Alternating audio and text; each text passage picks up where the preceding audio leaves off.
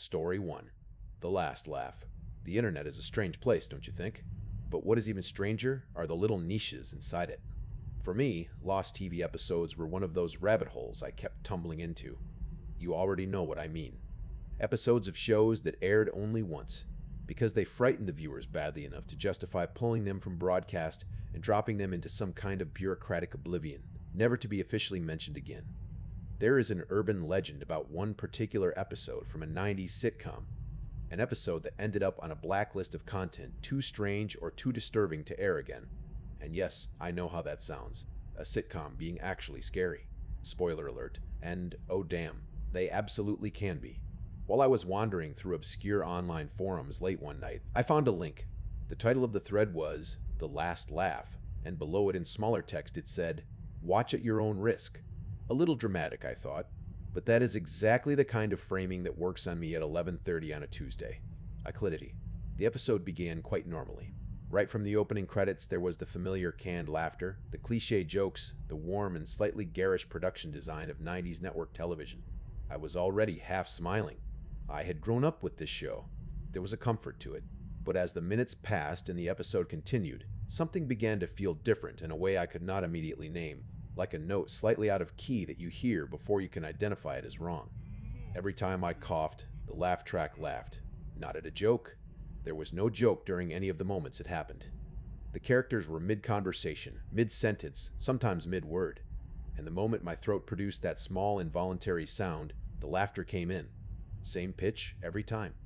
Same duration. Same pattern of decay as the laughter faded out. I tried to see it rationally.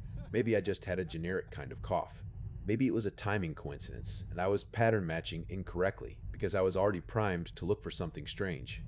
So I coughed deliberately and waited. The laugh track responded. I tried it again. Same result. I told myself it was an editing glitch, a quirk in the production that mapped certain audio frequencies to a laughter trigger.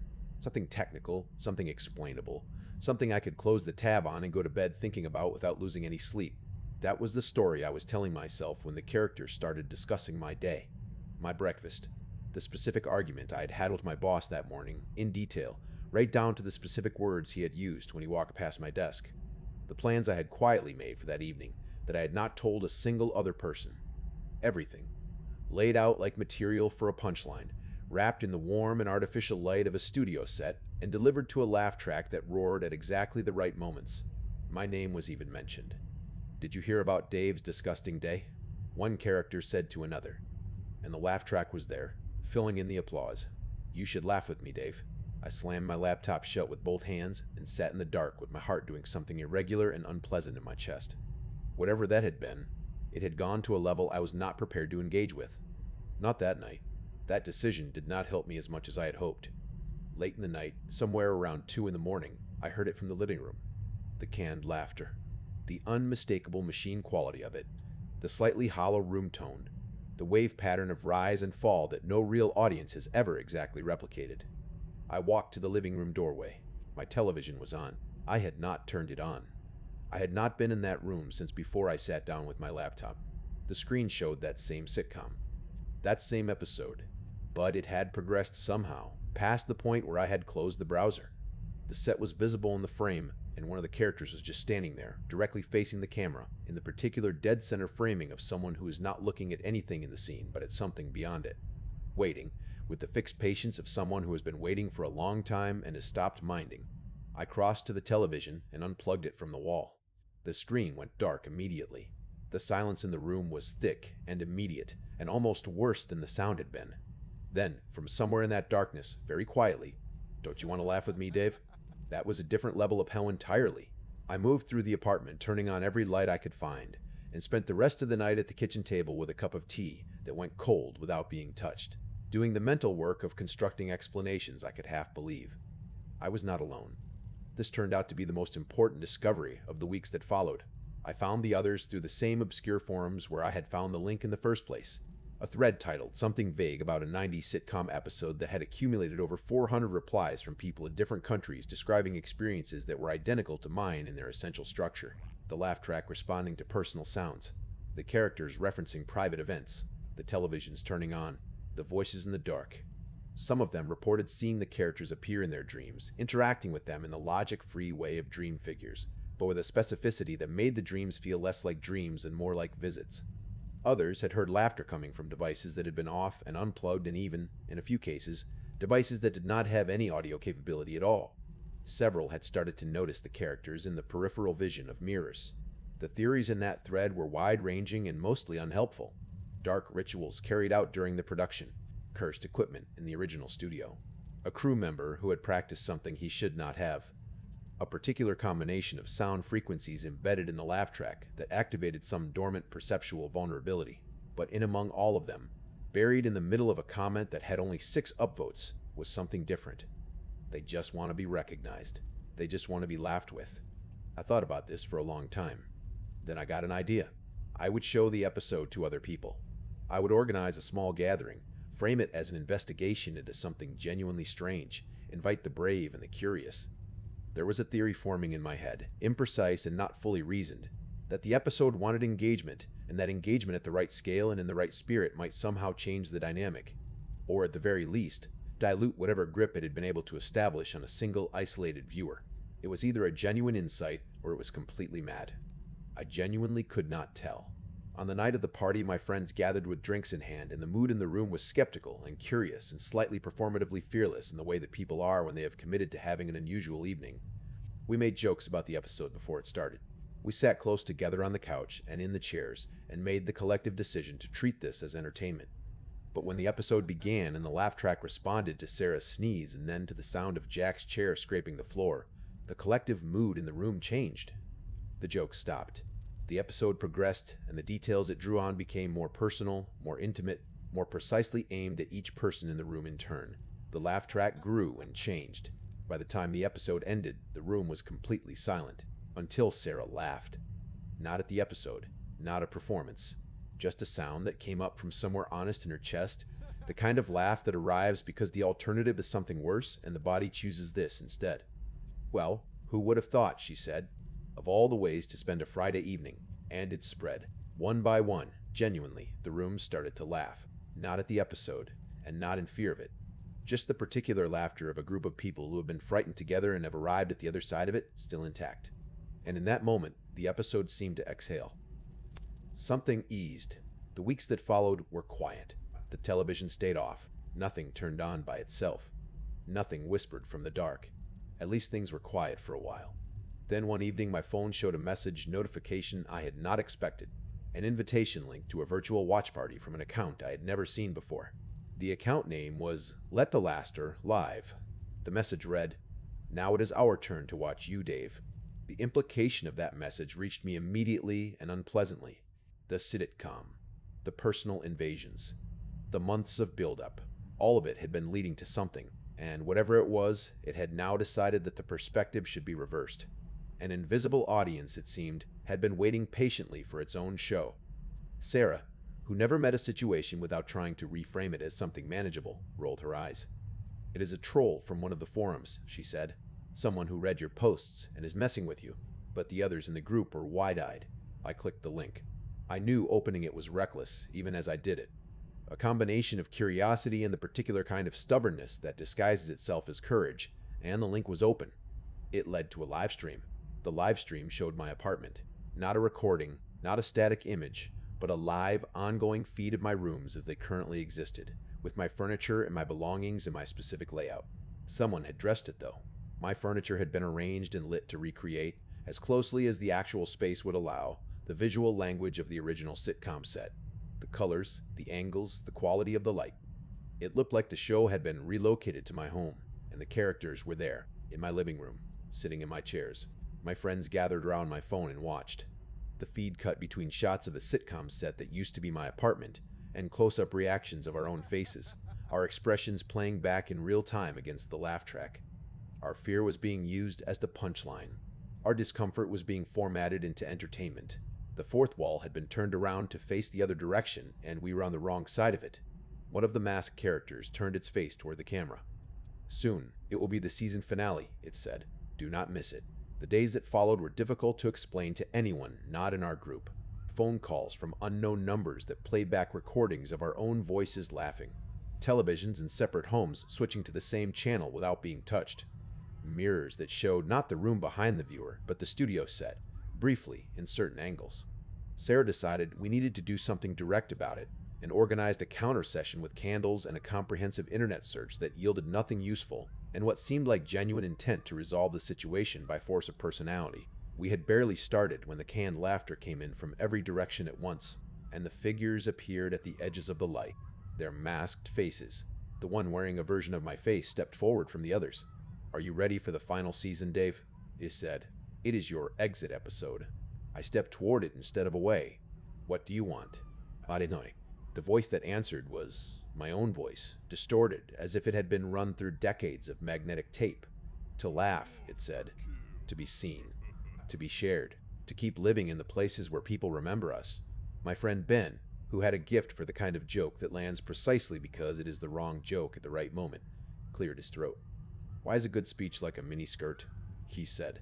"Short enough to stay interesting, but long enough to cover the important points." A silence. Then, from somewhere in the room, from several people at once, a laugh that was not forced, and not frightened, and not performed. Just a real laugh at an absurd joke in an absurd situation, which is what laughter is actually for. The shapes around us dissolved. The one wearing my face held on longest, giving me one final look that contained something I could not entirely name before it faded entirely. We did what we had gone in there to do. When the morning came and everything that had happened existed at one steps, removed from reality, in the way of events that happen at night, I sat in my kitchen and thought about what came next. The episode was still somewhere, still in some server, still addressable by someone who knew where to look. And the next person who found it and watched it alone would start the whole thing again from the beginning. I kept searching, forum by forum, dead thread by dead thread, looking for any trace of it, hoping to find something that would lead me to the source. Days became weeks. Then a private message appeared. The username was Last Laugher. The message read, "I heard you were looking for the episode. I have been to the studio where it was filmed. Here is the address." The address led to an old studio complex that had clearly not been in active use for a very long time. The sign above the entrance was still readable. Laugh tracks. Live. I thought briefly about the irony of that as I went inside. The interior had the particular quality of silence of a place that used to be loud. Not the silence of emptiness, but the silence of something that was once full and is now not. Echoes of old productions seemed to move in the corridors, the way water moves along channels long after the source has stopped. At the center of the main performance floor stood an old television set, humming very faintly. Next to it stood one of the masked figures from the episode. "Welcome, Dave," it said. "Ready for the final playback?" "Well, I asked. "Why, all of it?" It turned toward the walls around us. "This place was alive once," it said. Full of laughter and stories and people who made something that mattered to other people. And then everything changed and everyone moved on. But some of us did not. I understood then what the others in the forum had been trying to say. The television played the episode one last time, but this version showed the other side of the production. The crew, the bloopers, the moments between takes when people were genuinely funny rather than performing funny. The entire archive of a place that had meant something and had been left behind. And despite everything, despite the weeks of fear and the sleepless nights and the voices in the dark, I laughed at something I had not seen coming. A real, surprised, unguarded laugh. The figure removed its mask. Months later, a documentary called Laugh Tracks Live was released and told the story of the Forgot 10 studio and the people who had worked there. It became something people actually watched and shared. The studio was given a small, formal preservation status. The Forgot 10 performers were remembered, finally, not as a cautionary tale, but as what they had always been. The episode itself never appeared again after that night. I do not know where it went. Maybe somewhere, still, in a corner of a server that has not been cleaned in years. But I know this. There are things that linger in the space between broadcast and silence, waiting for someone to laugh with them rather than at them. And every time I hear a faint and distant laugh track from somewhere in the building at night, I think of that studio. I think of those faces. I leave the television off, just in case. Story Lou, what Tom showed us. When Sammy got sick, it felt like we had been dropped into a very different world entirely. We already had serious financial problems even before the diagnosis, and we were both working full-time jobs that we could not afford to give up. No children, But suddenly having to survive on one income while managing a serious and expensive illness was like a signal from the universe telling us to run. The way the insurance company worked to avoid covering half of Sammy's treatment was disgusting, and I say that without exaggeration or embellishment. They found technical reasons, procedural objections, timing requirements, anything to reduce what they paid. Sammy, for her part, always held herself to high standards and somehow managed to face all of it with a composure that simultaneously humbled me and terrified me. We had our highs and lows with each doctor's visit, but we were consistently taking more steps backward than forward. There is always a next time, the doctor said, always something else to try. But we both knew, in the way people know things they have agreed not to say out loud, that the next times were running out. A year into it, Sammy had improved a little, but that improvement had come with such difficulty that it barely registered against the overall direction of things. I had stopped sleeping properly. I moved through my days like someone watching events through fogged glass, present but sealed off from everything in a way I could feel but not describe.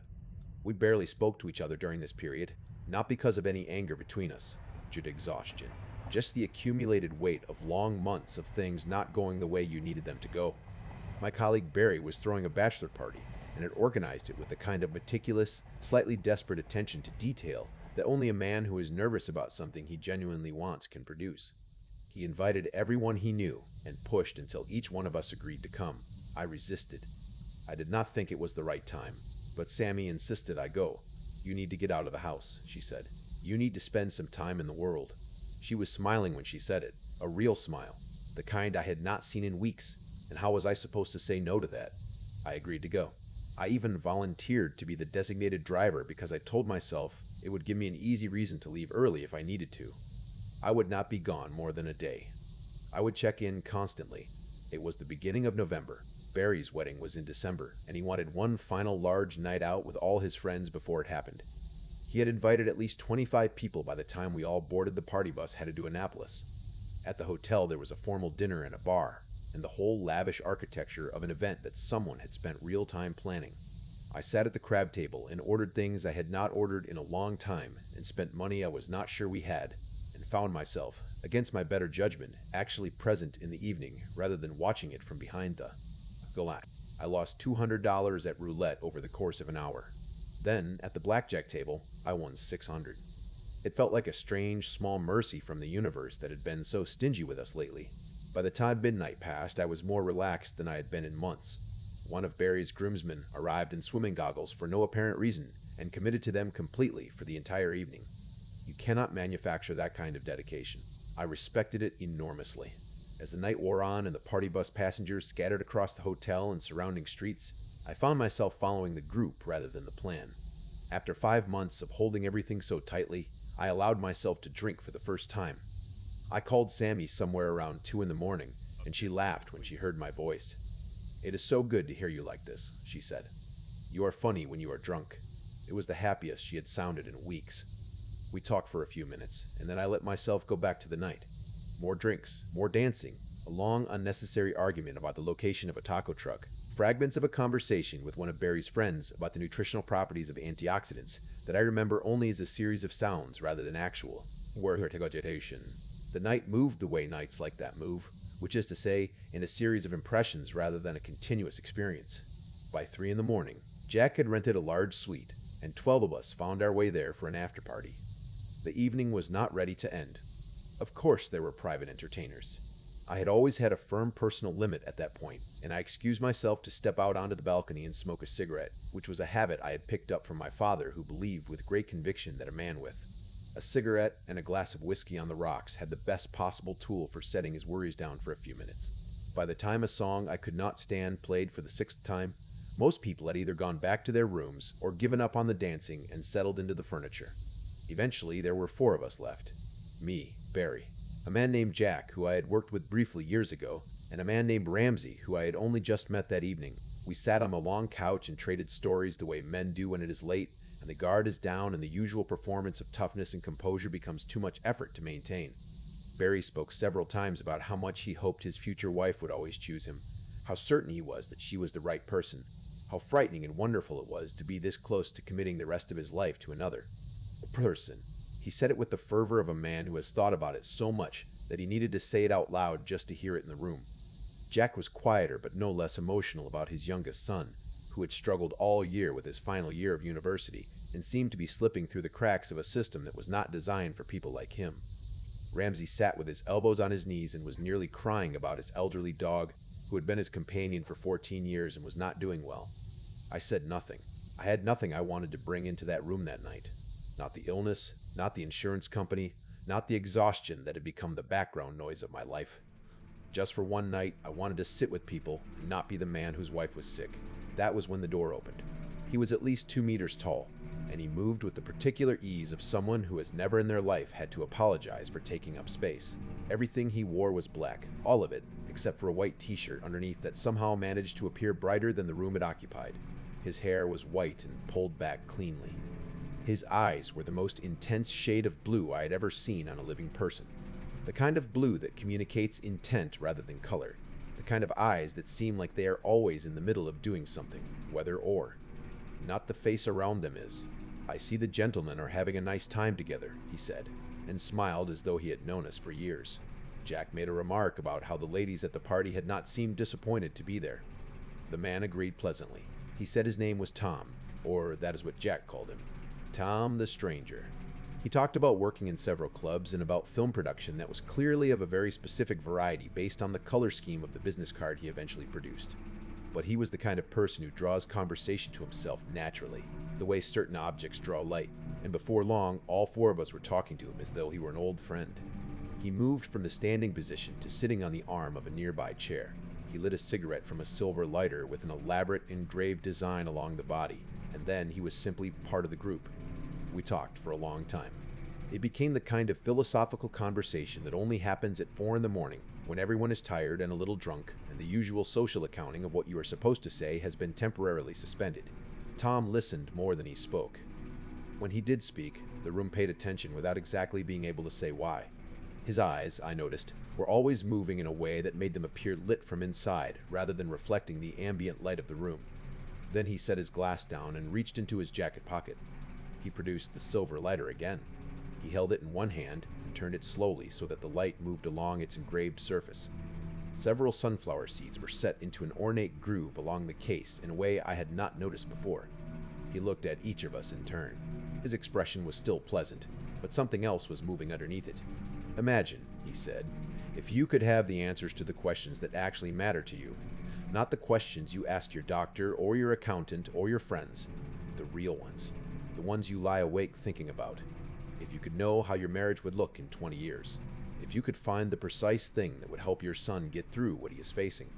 If you could know what treatment would give the person you love the time you need. He paused. Would that not be worth something? Barry said yes, almost before the sentence was finished. Tom smiled. He opened the lighter. A blue flame appeared, small and absolutely steady, as though the air in the room had agreed to keep still around it. Is this a party trick? Jack laughed. Like a Ouija board? What do we do? Stare at it. We laughed. Even I laughed. Tom took none of this personally. He simply waited. I am fine, I said. Let us start. There must be something you want to know. The words came out before I had decided to say them. I looked down at my glass. Tom had gotten under my skin, in a way I could not entirely name. He reminded me of a television psychic without the studio audience, without the audience of grieving relatives, without the safety net of the format. And despite knowing this, despite the obvious mechanics of what he was doing, I said it. I want to know the color of my happiness, the one I had on the day of my wedding. That is my question. That is all, Tom said. He nodded without surprise, as if this had been the question he expected. Now look at the flame, he said. All of you. Look closely. We focused on the blue flame. It did not flicker. Steady as a painted thing. Enough, he said, and we each looked up. Everything happened at the same moment. A sound like something structural giving way. A single loud crack with 4 simultaneous impacts underneath it, and Jack's arm twisted in a way that made the room go silent. Ramsey collapsed, unable to speak clearly. Barry went down with a cry that made every person in the room look away before they could stop themselves. I looked at my hand. A bruise forming on the pad of my index finger. A dull throb. That was all. For several seconds, nobody made any sound at all. She is still beautiful, Barry said quietly. His voice was perfectly calm. He was looking at his hands, not at his leg. It was the voice of a man who has just seen something true about his life and is choosing to receive it without fighting. Ramsey tried to say something. What came out was not language. Tom stood in the center of the room. Number. He looked at the three broken men around him with an expression that was genuinely sorrowful. Not regretful, not apologetic. Something sadder than either of those. Then he turned to me. She is dead, he said. By the time you get home. He closed the lighter. The blue flame went out. I do not have clear memories of the minutes that followed. There was sound and movement and a rapid restructuring of everything in the suite from party to emergency. When I could locate myself again, I was in the hallway and paramedics were moving past me. 2 emergency units were working on Barry, who had gone into shock. Ramsey had already been taken elsewhere. Hotel staff moved people away from the door. I stood in the hallway and looked at the small bruise forming on my index finger and thought about red underwear with white flowers that I had bought for our wedding because Sammy said it made me look like a lucky man, and she laughed. Every time she saw it, and I had never thrown it away because her laugh was worth keeping, I had asked a small question. I had been given a small answer. The others had asked for things that were worth more. Tom was not found, not that night and not afterward. I drove home in the early morning and sat in the driveway without going inside for a long time. Then I went in. Sammy was at peace. She had been for several hours. The weeks that followed were difficult in ways I am not going to try to describe completely. What I will tell you is that after enough time had passed for me to be something other than a man standing in a driveway unable to go inside, I could not stop thinking about Tom and his lighter and the things the others had asked for. Ramsey posted photographs of his dog on his phone. The dog was still alive. Jack's son was struggling, but still there. Barry was recovering in hospital. The answers they had been given had not come true yet, or had not come true fully, and I found myself wondering whether the transactions had been completed, or whether the price had included something more than what had already been paid. Maybe there was still a question to be asked. Maybe I had missed a real opportunity in the worst way. In early December, Sammy had another setback. Her parents were with us constantly, helping with appointments and logistics while I was at work. The doctors had not officially given up, but their communications had shifted in tone. Then one day, I realized I had forgot 10 to do laundry, and the only clean underwear I had left was the red pair with the white flowers. My lucky underwear. I put it on, and even then, it made me think of her laugh. I decided I was not going to let the old man win. I called Jack. He was still managing his recovery, but his voice sounded almost normal. We met at a coffee shop in the city. He sat with his arm in a partial cast, and we talked about Barry and Ramsey and did the small talk that men do when they are circling something larger. Then he looked at me for a long moment. You really do have red underwear with white flowers, do you not? He said. Yes, I told him. 1 pair. He nodded and sipped his coffee and was quiet for a while. He mentioned in passing that he had been having migraines from inflammation around the eye on the same side as the injury. It was improving. Then, in the silence between us, I gathered everything I had and said it. Jack, I need to find Tom. He wanted to help. But it was not simple. Jake had encountered Tom through a friend's recommendation, and the chain was long. He gave me the number of a man who had worked in a casino with Barry. That man passed me to a nightclub manager in the city. 2 days of messages and calls and dead ends, and finally a performer in Ferndale told me she could arrange a meeting. Her price was the entirety of what I had won at the blackjack table. I paid it. I had an address and a time. On a Friday evening, I found the location, a venue that had been rented privately and was not open to the public that night. Red lights were visible through the frosted front windows, music with a heavy pulse. I gave the doorman 100 and told him I was a guest who had arrived separately and had no intention of causing any disruption. He looked at me for a moment and let me through. Inside it was loud and warm and smelled of champagne and smoke and the particular humidity of a room full of people who were enjoying themselves entirely. Red lights, dancing, clear bottles of something expensive moving from hand to hand. The kind of night that might have been a relief if I had been a different person in a different situation. At the bar, alone, sitting with a drink that he was not quite touching, was Tom. My heart shifted against my ribs when I saw him. I crossed the room. When I sat down beside him, he turned his head slightly, not to look at me, but in acknowledgement. He did not look surprised. I knew you would find your way back, he said. You have questions. Only one, I said, but it has to wait. He smiled. That is interesting. You already owe me, after last time. I told him I understood, and that I was willing to pay whatever the price was. He said nothing further. He stood and moved into the party, filling glasses here and there. talking to groups of people, moving with the easy authority of someone who belongs to every room and no particular one. I stayed at the bar and watched. After a while, his eyes began to look different, or I began to see them differently. The blue deeper and more active, moving with a faint internal light that I convinced myself was just the effect of the red room lights on his pale irises. My phone vibrated. Swift. I could not read the message. Not yet. Later, when the party had thinned and the music had dropped to register, Tom settled into a corner with a small group arranged in chairs around him. The conversation moved in that direction, that late conversations move when people are tired enough to be honest and impressed enough to be bold. Someone asked a theoretical question about what it would be like to give life to a mask, whether that would change what it meant to be alive on either side of the mask. Others joined in. Tom listened. Then he said, "Sounds like the gentlemen are curious." And with that, it began. The same structure as before, framed as a game, framed as entertainment, but with the silver lighter already in Tom's hand. Someone asked for the names of the men who had stolen his truck. Another wanted a part number for a broken appliance, making everyone laugh with the smallness of it. People philosophized about increasingly ambitious and increasingly childish questions, working themselves up to something, and I sat very still and watched it happen. Then someone said, "I want to know what God looks like." The room adjusted. Tom nodded slowly. He said it was one of the greatest questions he had been asked. He confirmed he was able to answer it. He asked if the man was certain. The man was. Tom had the lighter out. His eyes were brighter now and hungrier, in a way that moved into the room like a temperature change. He was enjoying this more than he had enjoyed anything else that evening. I tried to find the fire alarm. I thought about buying a round of drinks, about anything that might create an interruption. But when Tom looked around at the table, it was already too late. He was already there, already inside the moment, and the moment was not going to be interrupted. He asked me, "The last one, would you not like to ask something as well?" I swallowed the pride that was sitting in my throat like gravel. I nodded. "I want to know how I could have saved my wife." The room went very quiet. Some of the people at the table gave me strange looks. Tom laughed, but it was a different kind of laugh now, something that was genuinely amused and also something else. "That is a very big question," he said. "A really enormous question. And you believe I am capable of answering it?" "Oh, I can answer it," he said. "And Sammy will be blind soon." I had not said her name. I had not told anyone in that room her name. He lifted the lighter and pointed the flame toward me. "Focus on the flame," he said. "Allow the question its answer." And then the man sitting across from me at the table began to convulse, as though the answer was being wrenched through his body from the outside in.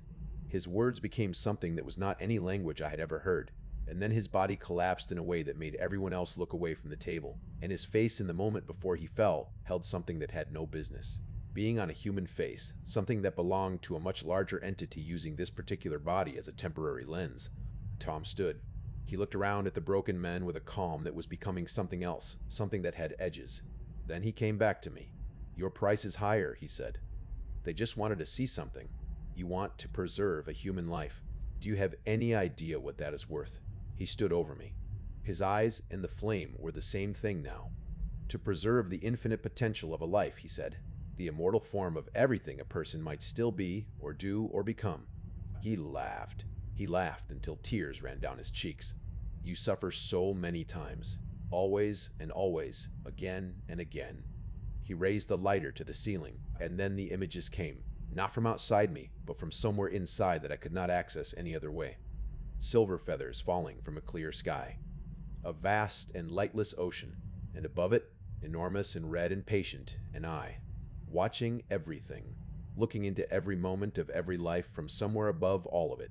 And in the answer, clear and complete, she will save herself. Not me, not any doctor or any treatment or any arrangement I could make or pay for. In a few weeks, she would begin to improve. After 100 steps backward, she would finally take one step forward. Her hair would come back. In spring, she would sit beside me and throw bread to the ducks at the pond. And it would be an ordinary Tuesday, and she would laugh about something on her phone, and I would look at her and feel it all at once.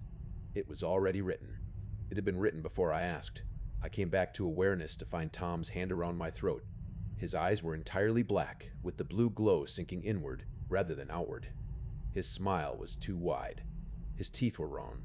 Something about the dimensions of his face had shifted. "I need it," he said. "I cannot get anything from you. You came all this way, and you already had everything you needed." He let me go and then went completely wrong. I do not have reliable memories of the next 4 or 5 minutes. Furniture and sound and the smell of something burning. The venue caught fire, and I was told afterward that Tom may have started it, either to cover the evidence or simply because the night had moved past the point where covering evidence was something he was thinking about. The guests were easy enough to blame for the cause. I remember smoke pressing down from the ceiling and someone pulling me by the foot toward the exit. I remember one specific moment of clarity in the middle of it, one single second between the smoke and the noise, and in that second I saw it. High above the burning building, enormous and red and absolutely still. The eye from the image, watching, always watching, exactly where it had always been. I was treated for smoke inhalation and released. Not many people outside that room know what actually happened there. The official story involved a party and an accidental fire and some injuries. I lived with the smaller version of events that the world settled on. The biggest irony of the whole thing came a few months later.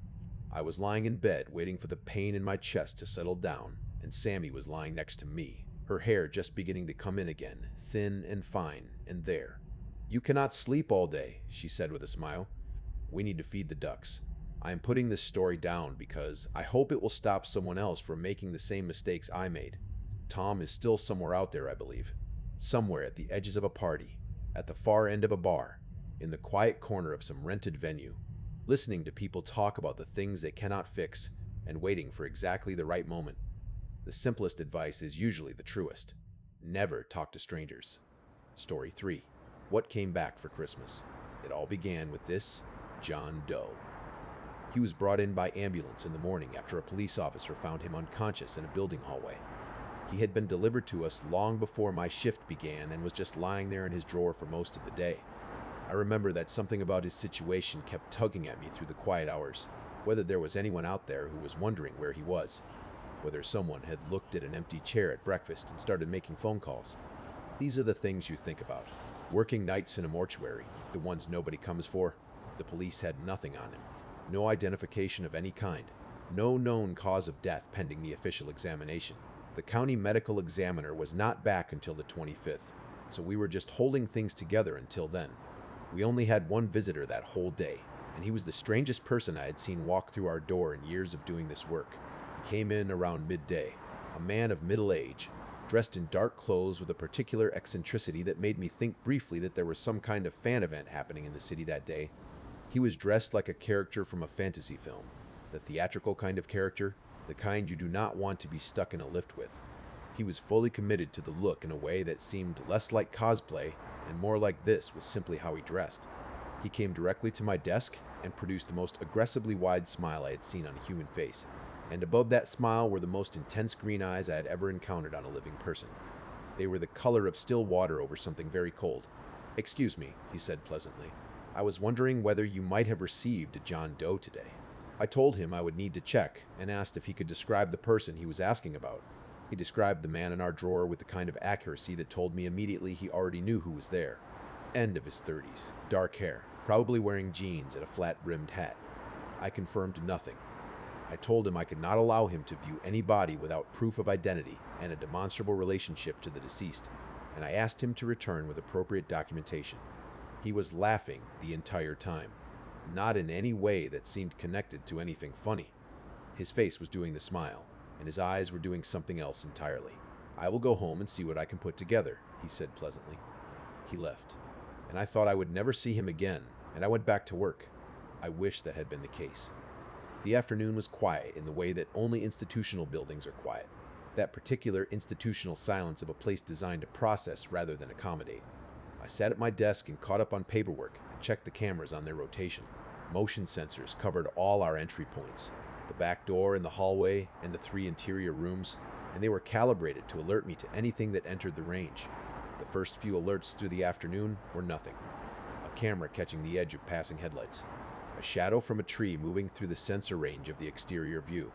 I checked each one and found nothing. And after the 3rd or 4th instance, I started to wonder whether there was a calibration issue. I made a note to mention it to maintenance. Then a car arrived through the back. Ralph, who drives the transport van from the hospital and has been doing this route for longer than I have worked the night shift, came through with 2 new arrivals from a road accident. Family notifications had been made, he told me. The families would come through the proper channels in the morning. He was polite and efficient about it, the way he always is, and was back in his van and heading out within 20 minutes, and I logged the new arrivals and went back to my desk. My phone had 2 missed calls and a message while I had been occupied. A number I did not recognize. I called back and a woman answered with Christmas music playing somewhere in the background, her voice careful and controlled in the way of someone who is holding themselves very deliberately together. "My name is Candace Guzman," she said. "My partner did not come home last night." She described a man. The description matched our John Doe in every relevant detail. When I confirmed that we had received an unidentified individual matching that description and that the court would be available to process identification from the 26th, she made a sound that was not quite crying but was close to it. She asked us to keep the body safely stored until she could come. She mentioned children, she said. "The kids are going to be destroyed when they find out." They loved Turi, especially after everything his real father put them through. She could not say more than that, and I did not ask her to. I thanked her for calling, gave her the hours and the process for the 26th, and sat quietly for a few minutes after the call ended. The afternoon continued to produce camera alerts that led to nothing. I went back and physically checked each room twice. The cool storage room, empty and sealed. The rear hallway, empty. The autopsy area, empty. The front reception area, empty. I began to feel that I was chasing a sensor glitch and nothing more, and settled back into the routine of the evening. At approximately 4 o'clock, I looked up at the monitor. He was in the autopsy room, the man from the morning. The man with the green eyes and the theatrical costume and the enormous fixed smile. He was standing over an open drawer, the drawer that contained our John Doe. He was leaning over the body with the focused concentration of someone performing a task they had prepared for, their movements deliberate and unhurried, their attention completely absorbed. Then he looked up, directly into the lens of the camera, as if he had known it was there and had been waiting to make eye contact with whoever was watching. He raised his hand. I hit the emergency lock without thinking. A large red button that had been installed after a series of incidents I had only heard about secondhand. Incidents that had made the management decide that the ability to seal every magnetic lock in the building simultaneously was a worthwhile investment. The button sealed every door between the front office and the back area. It also activated the lock on the rear exit. I called the police. I had quite a significant doubt whether they would respond quickly to a mortuary reporting a man waving at a camera, but they arrived within minutes. The man had finished whatever he was doing with the body of our John Doe and had disappeared from every camera feed within approximately 10 minutes of the lock being engaged. When the officers went through and swept every room they found, nothing. All drawers closed. Nothing disturbed. Nothing moved. The officer who spoke to me was professionally patient about the discrepancy between what I had seen on the monitor and what the physical space contained. One of them suggested, carefully, that overnight shifts in facilities handling the deceased were known to produce certain perceptual effects. I went home when my replacement arrived. I tried to have a normal Christmas Eve. I tried to sleep. The phone woke me at 8 the next morning. A car was already waiting outside to take me to the station. Detective Lucas sat across from me in the interview room with the expression of a man rationing information in very small portions. He listened to my account of the previous afternoon and evening with careful attention. He was particularly interested in the description of the afternoon visitor. Then he told me that the body of our John Doe was no longer in its drawer. He would not say more than that. Person of interest. Stay in the city. The investigation was active. He thanked me for my time. The news that evening was less restrained than Detective Lucas had been. At approximately 4 o'clock in the morning on Christmas Day, a woman named Mrs. Day, Candace Guzman, had locked herself and her 2 children in her bedroom after hearing sounds suggesting entry into her home. She had waited in the dark for a long time. The children had been quiet. Eventually, she had opened the bedroom door and gone into the hallway. The children were in the living room, standing in front of the Christmas tree, staring at the armchair beside it. In the armchair, in a seated position, looking precisely as though he had simply decided to sit down and rest for a moment, was the body of Thierry Russell. Dressed, his posture composed and natural.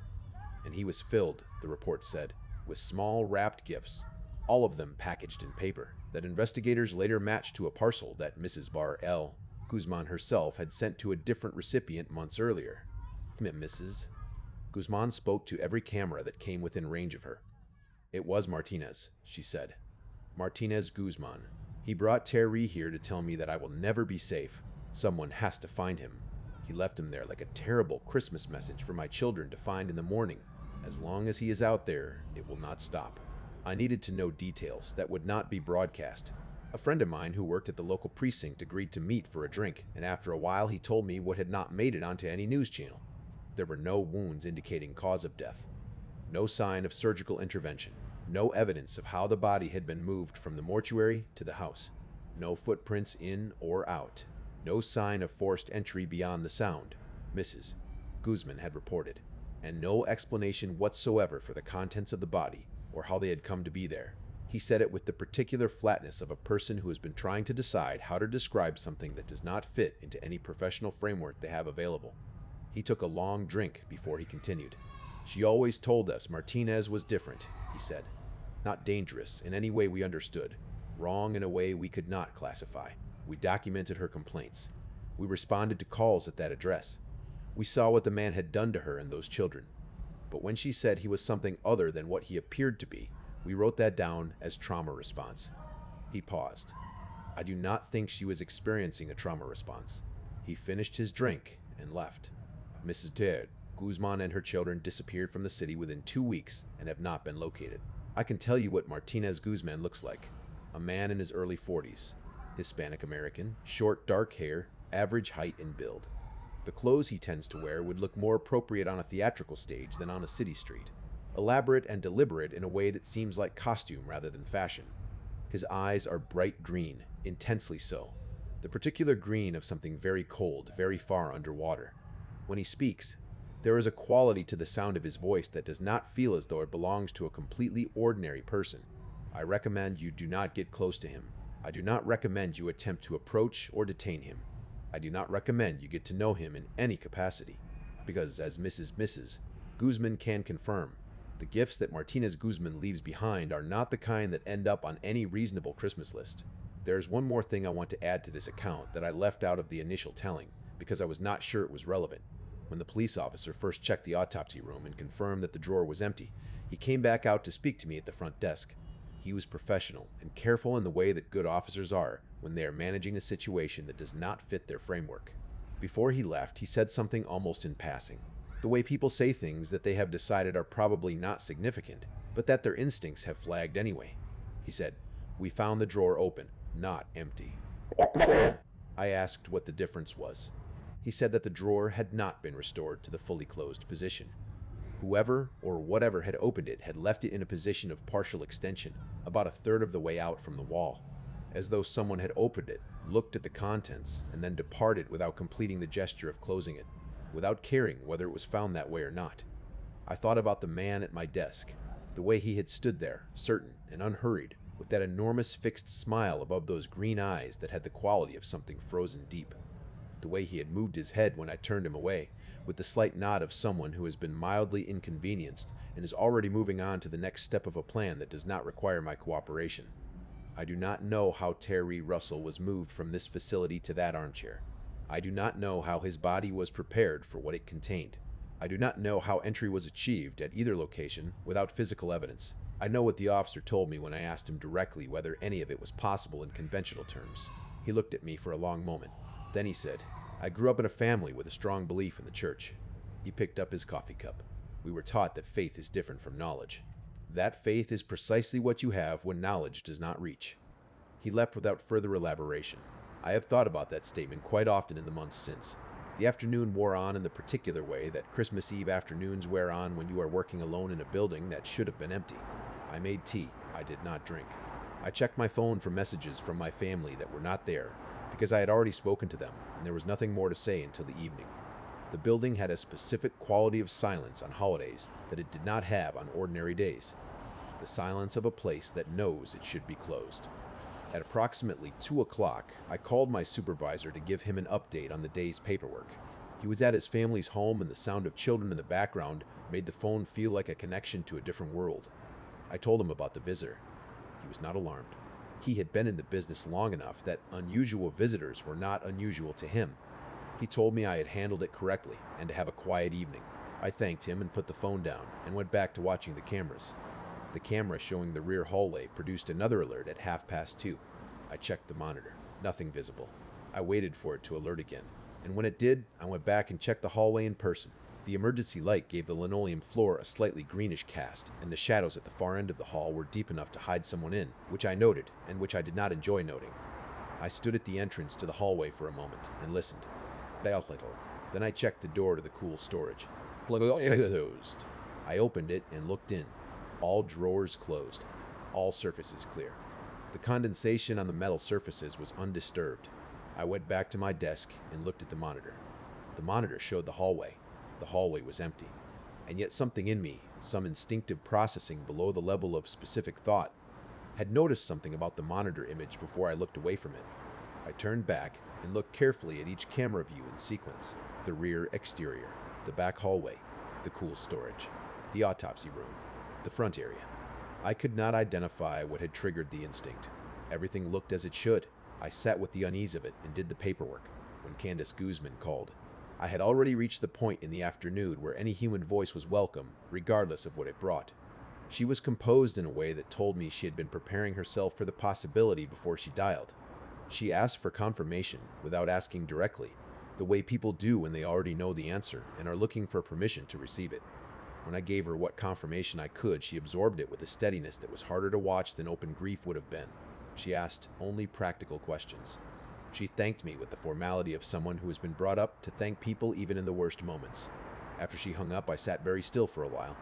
I thought about a man named Thierry Russell, who had apparently been well loved by children who were not his biological children, which struck me as one of the more meaningful things a person could accomplish. I thought about the fact that those children would receive this news on Christmas morning. I thought about all the arrangements and conversations and the particular weight of Christmas as the backdrop for terrible information. Then I thought about the man with the green eyes who had come to my desk that afternoon and smiled his enormous smile and asked to see the body. I looked at the cameras. Story 4. Something in the garden. I put my arms behind my head and let go of the tension that had been building all evening. When the credits were about halfway through, I got up from the sofa and went to the kitchen to stretch my arms and get something to drink. I opened the fridge door and stood in the cold light from inside it for a moment before reaching in. My arms were still up when I turned my head and looked out of the kitchen window. It was 9:15 on a Saturday evening in July. School holidays. My parents had gone to visit my aunt and uncle who lived along the coast. They would be there for another 2 weeks. I had given back their invitation to come along because I still wanted to spend the remainder of the summer with my friends in the city, and since I was considered old enough to know how to wash dishes and use an oven, and generally not destroy the house, they had agreed to leave me behind as long as things stayed tidy, and I called regularly. I was fine with that. I was genuinely looking forward to the time alone. I grabbed a full carton of juice from the fridge shelf. I sat on the kitchen counter at the window, opened the lid, and took several long, satisfying drinks. When I had finished the first run of it, I set the carton down and wiped my mouth and looked out at the garden in the way I always did at night, identifying the shadows, making sure things were in their right places. The bushes in their usual positions, the 2 small trees to the left, the metal table and 4 chairs on the patio that I could see clearly even in the dark because they were light-colored against the dark grass. I had always done this. It was a habit from when I was younger and had slept with the light on, the habit of checking, making sure everything that was supposed to be out there was out there, and nothing that was not supposed to be out there was. At 9:30, I went downstairs and turned the TV off and decided to take the rest of the juice up to my bedroom. I went back to the kitchen for it and opened the fridge door and reached inside and turned my head. Someone was standing in the garden. I let the fridge door swing closed slowly. I reached over to the wall and turned the kitchen light off so that I would be harder to see from outside. I pressed myself against the counter below the level of the windowsill and then very carefully raised my head to see. The doors were locked. I had checked them after my parents left. The neighboring houses were set well back and their occupants were probably already asleep. Even so, my heart was doing something in my chest that it had not been doing a moment ago. The shape was at the back of the garden, near the fence. It was quite still. Fadden, dark, against the slightly lighter darkness of the back fence and the hedgerow behind it. I looked at it. I looked away and looked back, the way you do to reset your eyes in low light, to make sure you are seeing what you think you are seeing. Still there, still completely still. I stood there against the counter and watched it for a while. Then I exhaled. It was the garden screen. The folding wooden panel we had set up behind the garden furniture for the barbecue 2 weeks before my parents left, to block the wind from the east, and which nobody had put away afterward. I had forgot 10 entirely that we had used it. When I looked at the shape again, I could see the flat vertical edge of it, the slight regularity of something constructed rather than something that had grown. I laughed at myself, quietly, in the dark, turned the light back on, went back upstairs with my juice feeling slightly foolish. I lay on my bed with my laptop and opened a chat window. Someone was online. Creepypasta, a friend from my school year. His parents had gone to spend the night somewhere, and he was bored. "Are your parents gone yet?" he typed. "A few weeks left," I said. "Can I come around?" I told him I did not really feel like a whole evening of company. He asked about tomorrow instead. I said tomorrow was better, and what did he want to eat? He said he could bring some things from home. Then, by the way, do you have a tent? We could camp in the garden or something. "Oh, a pajama party," I typed back. "I love you too, bro. Whatever. Do you have the tent? I'll see you in a bit. Use the entrance door." I jumped off the bed and went to find the tent in the storage area under the stairs. I was not certain it was there, but it seemed like the right place to start. I opened the door and began moving things aside. A few cardboard boxes were stacked behind it and needed to be shifted before I could reach the back. I moved them one at a time and managed to find the tent bag pushed into the far corner. I also grabbed the large waterproof tarp sheet that was folded against the wall beside it, just in case the weather turned during the night. I gathered everything up and held it and turned back toward the kitchen. Out of habit, I looked at the window. The figure was still there. I stood very still. My hands were full of tent equipment, and I set it down quietly on the hallway floor. I moved into the kitchen and turned the light off again and leaned carefully against the counter. The kitchen was dark. I looked at the back fence. It was there, the same shape, the same position. I looked at it for a long time. I looked away. I counted to 10. I looked back. Still there, still not moving. I told myself it was absolutely the garden screen. I told myself the angle of the light had changed, and that was why it looked slightly different, why the shape seemed less clearly like a flat panel than it had a few minutes ago. The explanation held for about 90 seconds before something in me stopped accepting it. Because a garden screen does not have a suggestion of height, it does not have anything at its top that looks like the upper portion of a person standing with their head slightly tilted. I had been standing there for 15 minutes, watching, when I went upstairs and opened my laptop. "Can you come over now?" "I have to go. You go ahead." "Really?" Chris replied. "Go. I think I can see something in my garden." "What is it? An animal?" "No, it is big. I thought it was a raincoat or a garden screen at first." "Are you sure it is not?" "I am not sure anymore." "Are you afraid?" "I would feel better if there was someone else here. I just didn't want to come by. And I'm bored. I'll be right back." Used the front door. I sat at my bedroom window in the dark and watched the back garden while I waited. The shape did not move. It did not shift or adjust itself in any way that would suggest a person who had been standing still for a while and was becoming uncomfortable. It just stood. At the 10-minute mark, the front doorbell rang. I went down and let Chris in. He hugged me immediately because it had genuinely been almost a whole day since we had seen each other, and we were at the age when that was still a significant duration. He made a remark about how long it had been. I told him to come with me. I turned the kitchen light off and positioned us both at the window. I pointed toward the back fence. "Look," I said. "Right there." He squinted into the dark garden. He stood beside me for a minute before he responded. "The black thing there." Kobo. We both looked at it for a long time.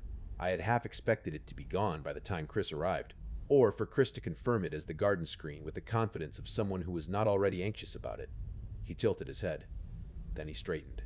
"It is just a big plant," he said, "or a piece of board or something that fell over. Let us go watch TV. Do we not want to check? Just to be sure?" He resisted, but I pushed back. I suggested that we could turn the kitchen light on and open the back door just enough to look along the garden from a better angle. He agreed, on condition that we stayed close to the house. We put our shoes on. We slipped out the back door and onto the patio. The night was warm and heavy, the air dense with that specific summer heat that does not fully release after dark.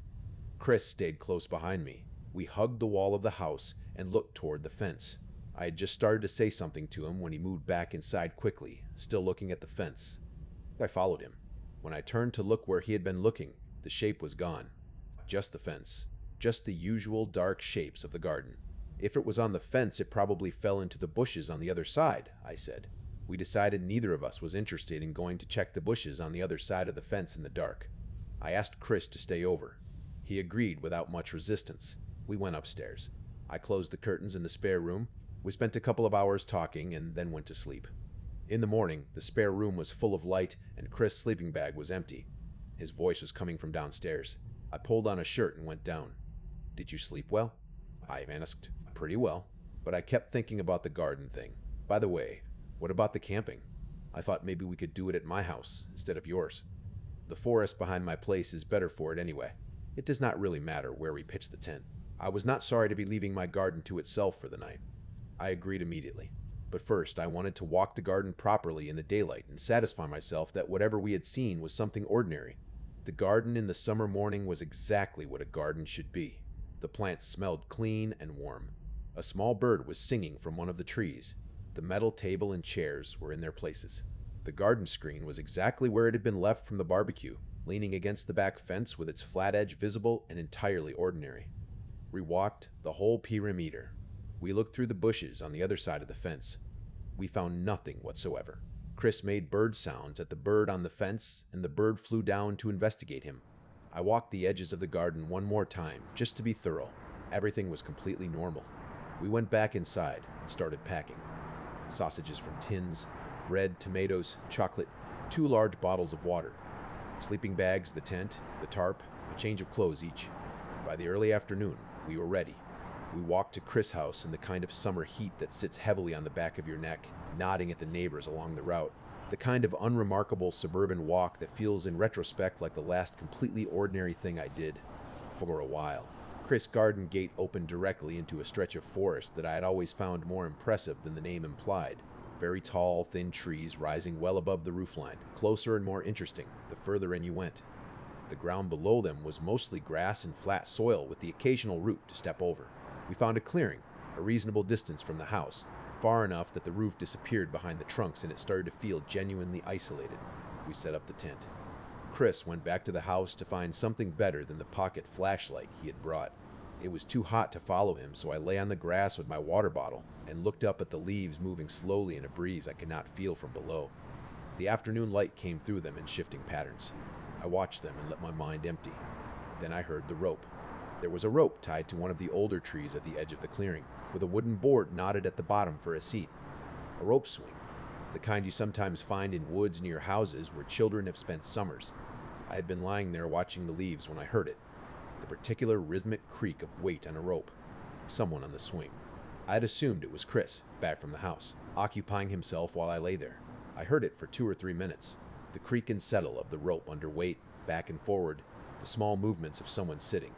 I closed my eyes and let the sound be background. Then I heard Chris' footsteps approaching from the direction of the house. I opened my eyes. He was coming through the trees holding the lantern he had gone to retrieve. He had not been in the clearing. He had been at the house this entire time. I turned my head toward the rope swing. It was still. The rope hung vertical. The wooden seat was motionless. The clearing was quiet except for Chris walking through the dry grass toward me. I stood up and walked to the swing. I took hold of the rope and pulled it. It swung once and stopped. I hung my weight from it, both hands, full weight. The rope was taut and silent. No creak. No give. I stood there holding the rope and stared at the seat. Chris came up beside me. "Wollnicht?" he said. I explained what I had heard. He was quiet for a moment.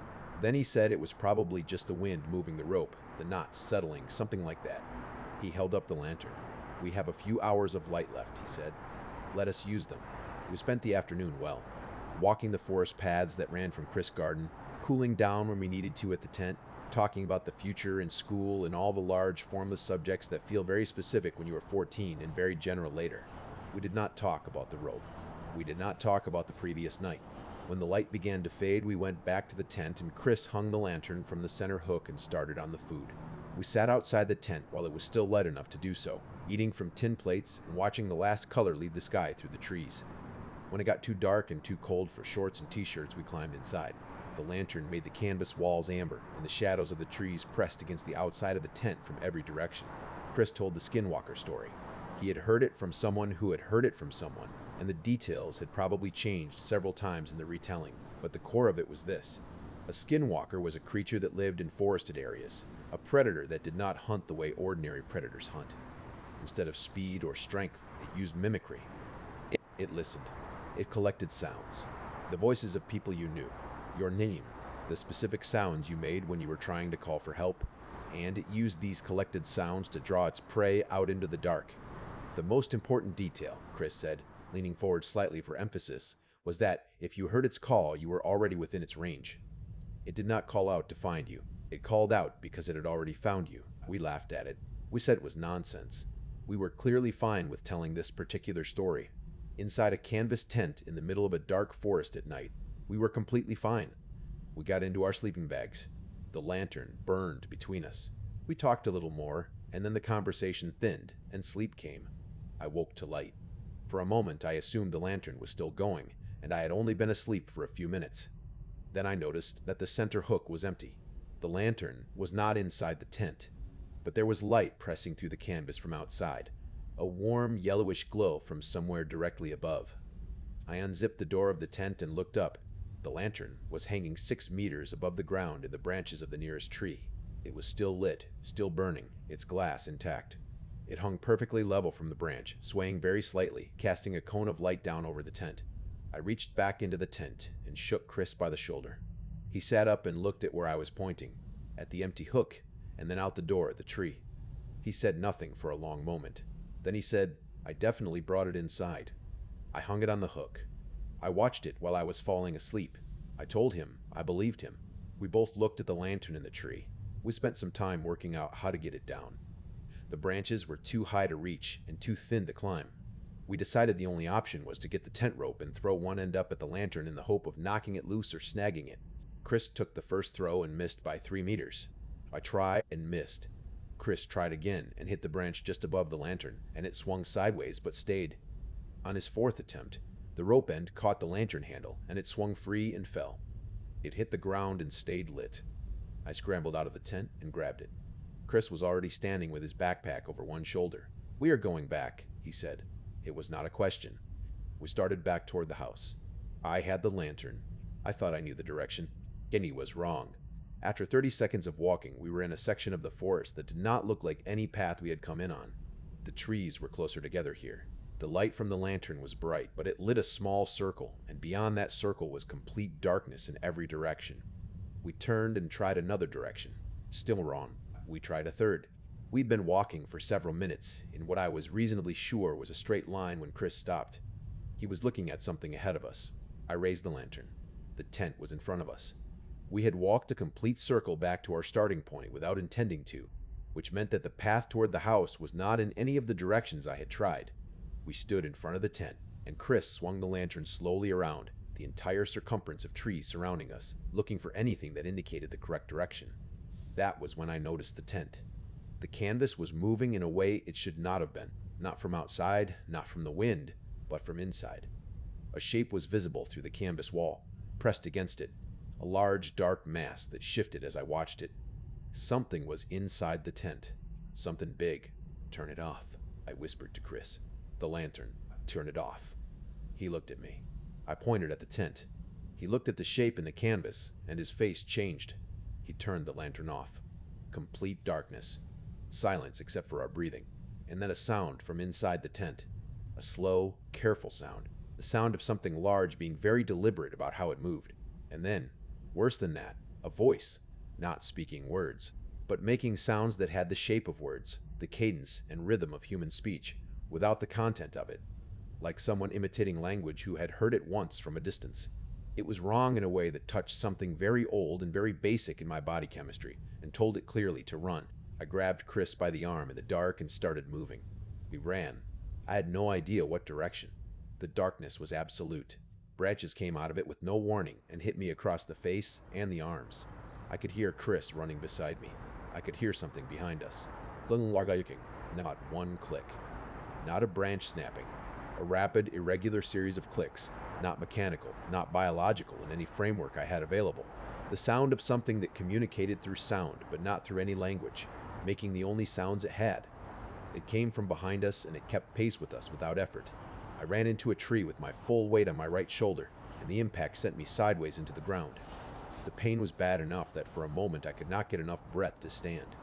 Chris pulled at my arm. "Please," he said. "Please keep going." I got up. We ran.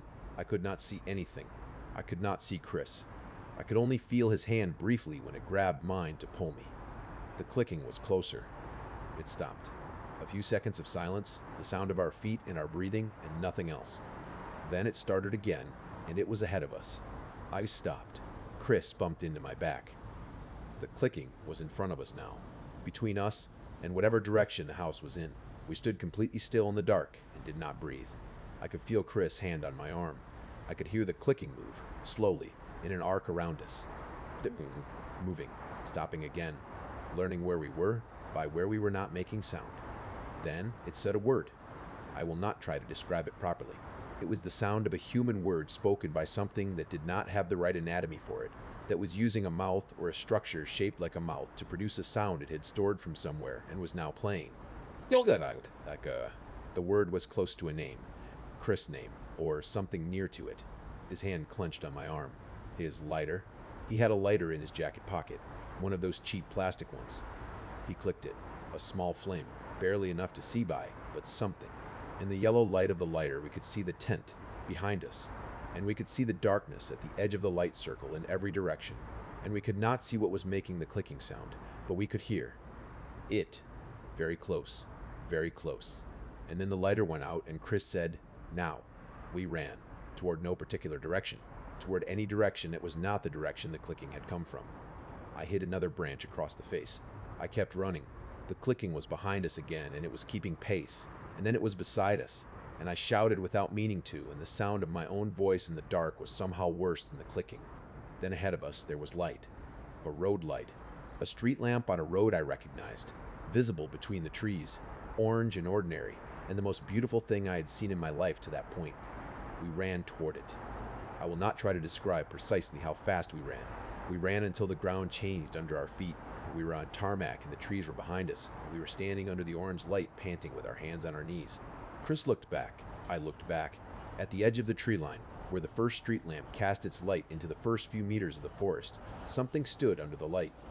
I could see it for perhaps 3 seconds. Tomoko, very tall. Taller than it should have been for anything that had been moving through those trees. Dark in a way that was not the darkness of shadow or color, but of something that absorbed light rather than reflected it. Its outline was wrong. The proportions were wrong. It stood under the street lamp, and part of it was lit, and part of it was not. And the part that was lit should have given me more information about what I was looking at, but it did not. I looked at it for 3 seconds, and then I stopped looking at it, and I told Chris to run, and we ran down the road from lamp to lamp, putting distance between us and the forest until we were in the residential streets, and there were houses on both sides, and I could see lights and windows. My street.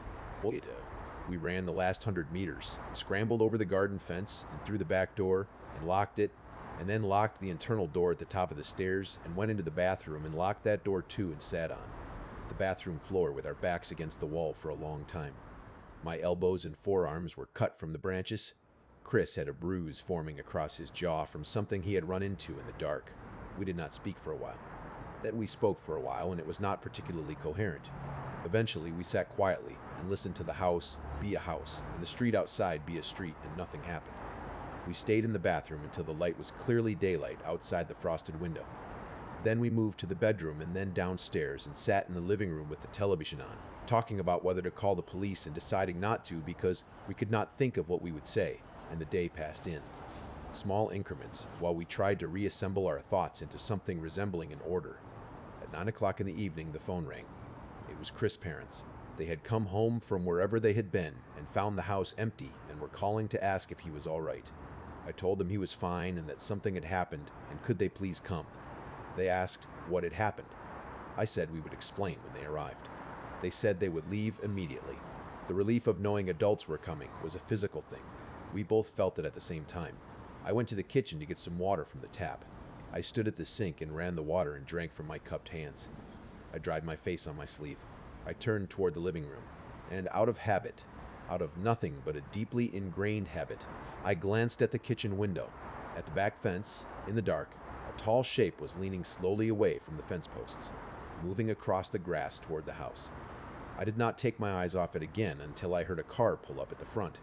I want to add something that I did not include in my original account of that night, because I have thought about it many times since, and I think it is important to the full picture of what happened. During the time we were running in the forest, before we found the streetlights, there was a period of approximately 5 to 10 minutes when Chris and I were separated by the darkness. I am not certain how it happened. One moment he was beside me, and the next, the lantern had gone out, and I was running alone. I know he was not far away because I could hear him, but I could not see him, and he could not see me. In those few minutes, running alone in the dark, I heard something that I did not include in my account because I did not want to think about it. I heard my own name, not in a voice I recognized, in a voice that was close to a voice I recognized, the way a photograph is close to a person. The right pitch, the right approximate quality, but wrong in the way that things made from recordings rather than from actual understanding are wrong. My name, in a voice that had sampled the voices of people I knew and combined them into something that sounded almost exactly like a voice I trusted. I did not answer it. I ran toward the first light I saw and did not stop running. The shape that we saw under the first street lamp as we came out of the forest. I want to say one more thing about it. I have described it as tall and dark and wrong proportioned. What I have not said is that when I looked at it for those 3 seconds before I stopped looking, I had the specific impression that it was looking back at me, not at both of us, not at the street generally, at me specifically, with the focused attention of something that had been trying to find a particular thing and had, in that moment, found it. I have told myself many times since that this was a projection, that I was frightened, and that frightened people project attention and intent onto things that have neither. I think this is probably the correct explanation. I am including the detail because the account should be complete. We stayed in the bathroom until full daylight, not because we heard anything more, because neither of us was prepared to move until the sun was all the way up, and the birds were all the way active, and the world had committed fully to being the ordinary daytime world. Let me describe the tent as it looked from outside when we came back to it in the dark. We had been running for several minutes and had managed, impossibly, to return to our starting point. The clearing looked exactly as we had left it before we fled. The sleeping bags visible through the open door of the tent, the empty food tins we had left on the ground. But the canvas was wrong. The walls of the tent are designed to be taut, held in their correct positions by the framework of poles inside. What I was looking at was a tent in which the walls were being pressed outward from inside, in an uneven and slow-moving way that suggested something inside. It was changing its position while attempting to remain still, the way a person shifts their weight when they have been standing in one place for too long. The lantern was still on. This is the part I have not included in my account before, and which I am now including because I think it is the most important part. When Chris and I were standing outside the tent in the dark, not moving, watching the shape inside press against the canvas, the lantern came on again from inside. Not from outside the tent where it had been in the tree. From inside the tent, as though the tent had its own lantern that it had been holding in reserve. In the light of the tent from inside, through the canvas, we could see the shape clearly for the first time. It was large, not in the way that suggests a large animal. Large in the way that suggests something that can choose how large to make itself, and has made a decision about the current situation. It was not moving toward the door of the tent. It was simply being inside the tent, occupying the tent, filling it in a way that made the tent feel like a garment rather than a structure. We both stood there for the count of 3. Then the thing inside the tent made the sound I described earlier, and we ran. What I have not included in any account I have given, not to Chris and not to the adults who came to collect us that night, is this. The sound it made was not only the mimicry I described. Underneath the mimicry, behind the layer of copied voice, there was a bass sound that was not any language and not any animal and not any mechanical process I have encountered since. It was the kind of sound that registers not in the ears, but in the chest, in the same location where you feel large musical notes in a concert hall. A frequency, a presence. The sound of something that had been occupying these woods for a great deal longer than the houses at the edge of them had existed, making itself briefly audible to us as a courtesy, or a warning, or simply because it did not care whether. We heard it. I have lived in a city since then. I have not gone camping since that summer. Story 5. The birthday dinner. We had a tradition. Every year on my birthday, we would go out to dinner together. With such a distance having opened up between us as adults, my brother at university most of the year, and my parents deeply absorbed in their respective careers, it had become harder and harder to gather the whole small family for anything. But that particular birthday I had gotten lucky twice. My brother had come home for the weekend, and my parents were both free that same evening, although at different hours. So I was going to get 2 separate birthday dinners on the same day, one with my parents earlier in the evening and one with my brother later. I was not going to argue with that arrangement. For the dinner with my brother, I had chosen a Chinese buffet close to home that I had been fond of for several years. The food was genuinely exceptional. They kept enormous koi and long display tanks along the walls, and you could watch them glide past while you ate, which I found oddly calming. The restaurant was decorated beautifully in red and gold, and the whole atmosphere had a quality of care and intention that made me feel like it should have been more popular than it ever actually was. Whenever we went, we were nearly always the only customers, sometimes the only people in the dining room at all. We both found this suited us. We could talk without having to project our voices across background music and neighboring tables. We got our drinks, went to the buffet and filled our plates, and started on what felt like an entirely normal dinner. My brother teased me in the specific and detailed way that is only available to younger siblings who have had decades to identify the exact frequencies of their older siblings' ego. It was impossible to be genuinely annoyed because it was affectionate underneath and also fairly accurate. I had already eaten 2 full plates of different things by the time we slowed down and let the conversation take over from the food. I had been swearing regularly to visit this restaurant more often, and then consistently failing to do so, and the quality of the meal reminded me once again that I was making a mistake. Then someone came to the door and sat down at a table not far from ours. I could not stop looking at him. I want to be honest about that. He was not the kind of person you glance at and return your attention elsewhere. There was something about his physical presence that made the room configure itself differently, the way a heavy object repositions the space around it. His skin had a texture that was not normal skin, not scarred in any medical sense, but altered, as if the surface had been through a process that normal skin does not go through. His hair was an unusual dark gold. His eyes were pale blue, almost white at the center, luminescent in a way that my brain immediately classified as contact lenses, because the alternative was harder to accept. He dressed with a particular attention to formality, a vest with gold pinstripe detailing over a shirt that was carefully buttoned all the way to the collar, giving his neck a rigid and deliberate line. He sat with the posture of someone for whom stillness was a practiced condition rather than a natural one. He ordered nothing. He simply sat. Then the staff began bringing food to his table without him appearing to have asked for any of it. The first 2 plates arrived and were placed in front of him. Then more plates. Then more. The servers moved with a particular kind of anxious efficiency that I associated with a situation they had been in before and had their own private feelings about it. The man began eating as soon as the first plate was set down, working through it with a focused and methodical pace, while the servers continued to add more dishes to the table surface around him. My brother and I stopped eating. We were just watching. He ate 2 plates, then 2 more, then more. After those, the servers cleared empty plates and replaced them without being asked. The table filled and was cleared and filled again. He was not built to look like someone capable of what we were watching. That was the thing. He was not large or powerfully made. He looked, from the outside, like someone with a fairly ordinary relationship with his body. And yet, then the fish arrived. Whole canal fish, uncut, with the head still on. The server set them on the table and stepped back to what seemed like a slightly more comfortable distance than the job strictly required. The man ate the first one entirely. We heard a hard, unnatural crunch from across the room, and the sound made both of us lose our appetite at once. My brother's hand had found the butter knife on our side plate. He had not consciously reached for it. I know this because I saw the moment he noticed it was in his hand and decided to keep it there. Then the man looked up and found our eyes across the restaurant. He looked at us for a moment, then smiled with a warmth that was entirely genuine and entirely uncomplicated. The smile of someone who has noticed he has made an impression and wishes to apologize for any inconvenience it may have caused.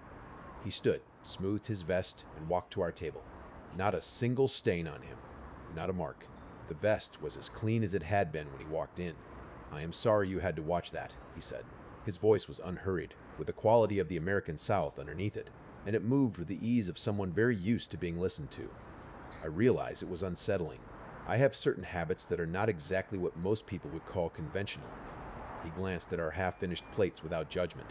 "I would like to cover your meals, as an apology." "Please, it is the least I can do." His eyes moved briefly to our unfinished food. "A few remaining bites are not a problem," he said.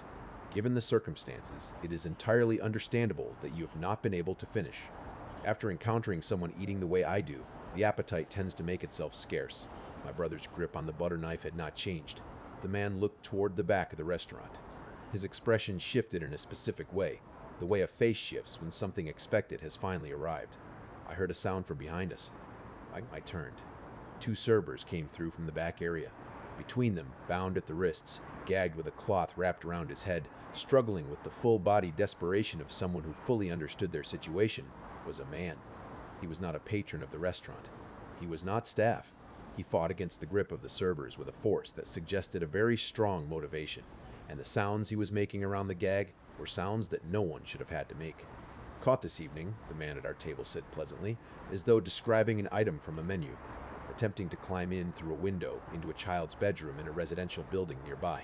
It seems this was not his first attempt at this particular address, only the first time he has been apprehended in the act. The servers placed the struggling man on the cleared surface of the restaurant table. Remaining plates shifted and fell. The man in the vest walked back toward his chair with the ease of someone returning to a meal they had briefly stepped away from. My brother was on his feet before I was. We moved through the kitchen. We found the service exit. We were 2 blocks from the restaurant before either of us said a word. My brother was still holding the butter knife. We looked at it. We threw it in a bin without discussing it. For my next birthday, he suggested the cinema and dinner somewhere different. I agreed before he had finished the sentence. I did not even ask where. I want to add something that I have not described in the account I have given. When the 2 servers came out of the back of the restaurant with the struggling man between them and set him down on the table's surface among the remaining dishes, the man at our table had already turned away from us and was moving toward his meal. In the second before my brother stood, and before I registered my own intention to leave, I saw the man's face in profile. I saw his expression. It was the expression of someone sitting down to a meal they have been looking forward to for some time. Not hunger exactly, anticipation, the particular satisfaction of something long considered and finally arrived. He looked, for 1 second, more fully present in the moment than anyone I have seen before or since. His eyes, those pale, almost white eyes, were lit from somewhere inside them that had nothing to do with the restaurant lighting. Then my brother was on his feet, and I followed him, and we did not look back. I have spent a good deal of time since that evening thinking about the person between the servers, not about what happened to him. I cannot think about that for any sustained period without a specific physical response that I am still trying to manage. What I think about is the weeks and months before that evening that he would have experienced. Whatever he was and whatever he had done and whatever patterns of thought and behavior had brought him to the point of being carried through a restaurant kitchen on Christmas as someone else's dinner. The long route that had led to that specific ending in that specific place. It does not make me sympathetic to him. I want to be clear about that. What he had been doing to children justified whatever came for him and then some. But I think about the length of it. The accumulation of every choice and failure and terrible permission that builds the architecture of a person who does those things. The amount of time the world spent not catching him. The man who took him presumably knew. That was what the presence in the restaurant was, I think. Not justice in any legal or institutional sense. Something older than that. Something that had been watching for much longer and had finally decided that the timeline of ordinary consequences was moving too slowly. My brother has never spoken about that evening directly. When the anniversary comes around, he sometimes calls, for no stated reason, and we talk about nothing in particular for an hour. I think we both know why. The butter knife he took from the table that night. The one we threw in a bin 2 blocks from the restaurant. Sometimes I wonder who picked it up. I should say, because I think about it sometimes, that the restaurant has since closed. It happened within a few months of that evening. The space was taken over by a different business, something unremarkable, a dry cleaner or an insurance office, the kind of place that has no memory of what preceded it. I drove past the old location once and sat in the car outside it for a few minutes. I do not know whether the closure was related to the man with the pale eyes and his dinner arrangements. I do not know whether the staff who worked there were aware of what their employer had been doing, or whether they had simply been following professional obligations to a very unusual client. I do not know whether the koi tanks survived the transition to new management. I know that my brother and I have had a lot of birthday dinners since then. We have tried many restaurants in many cities and found good food in most of them, and had the kind of evenings that you have when you are adults and you remember that you like each other. None of those evenings has required either of us to take a butter knife with us when we left. That is not nothing.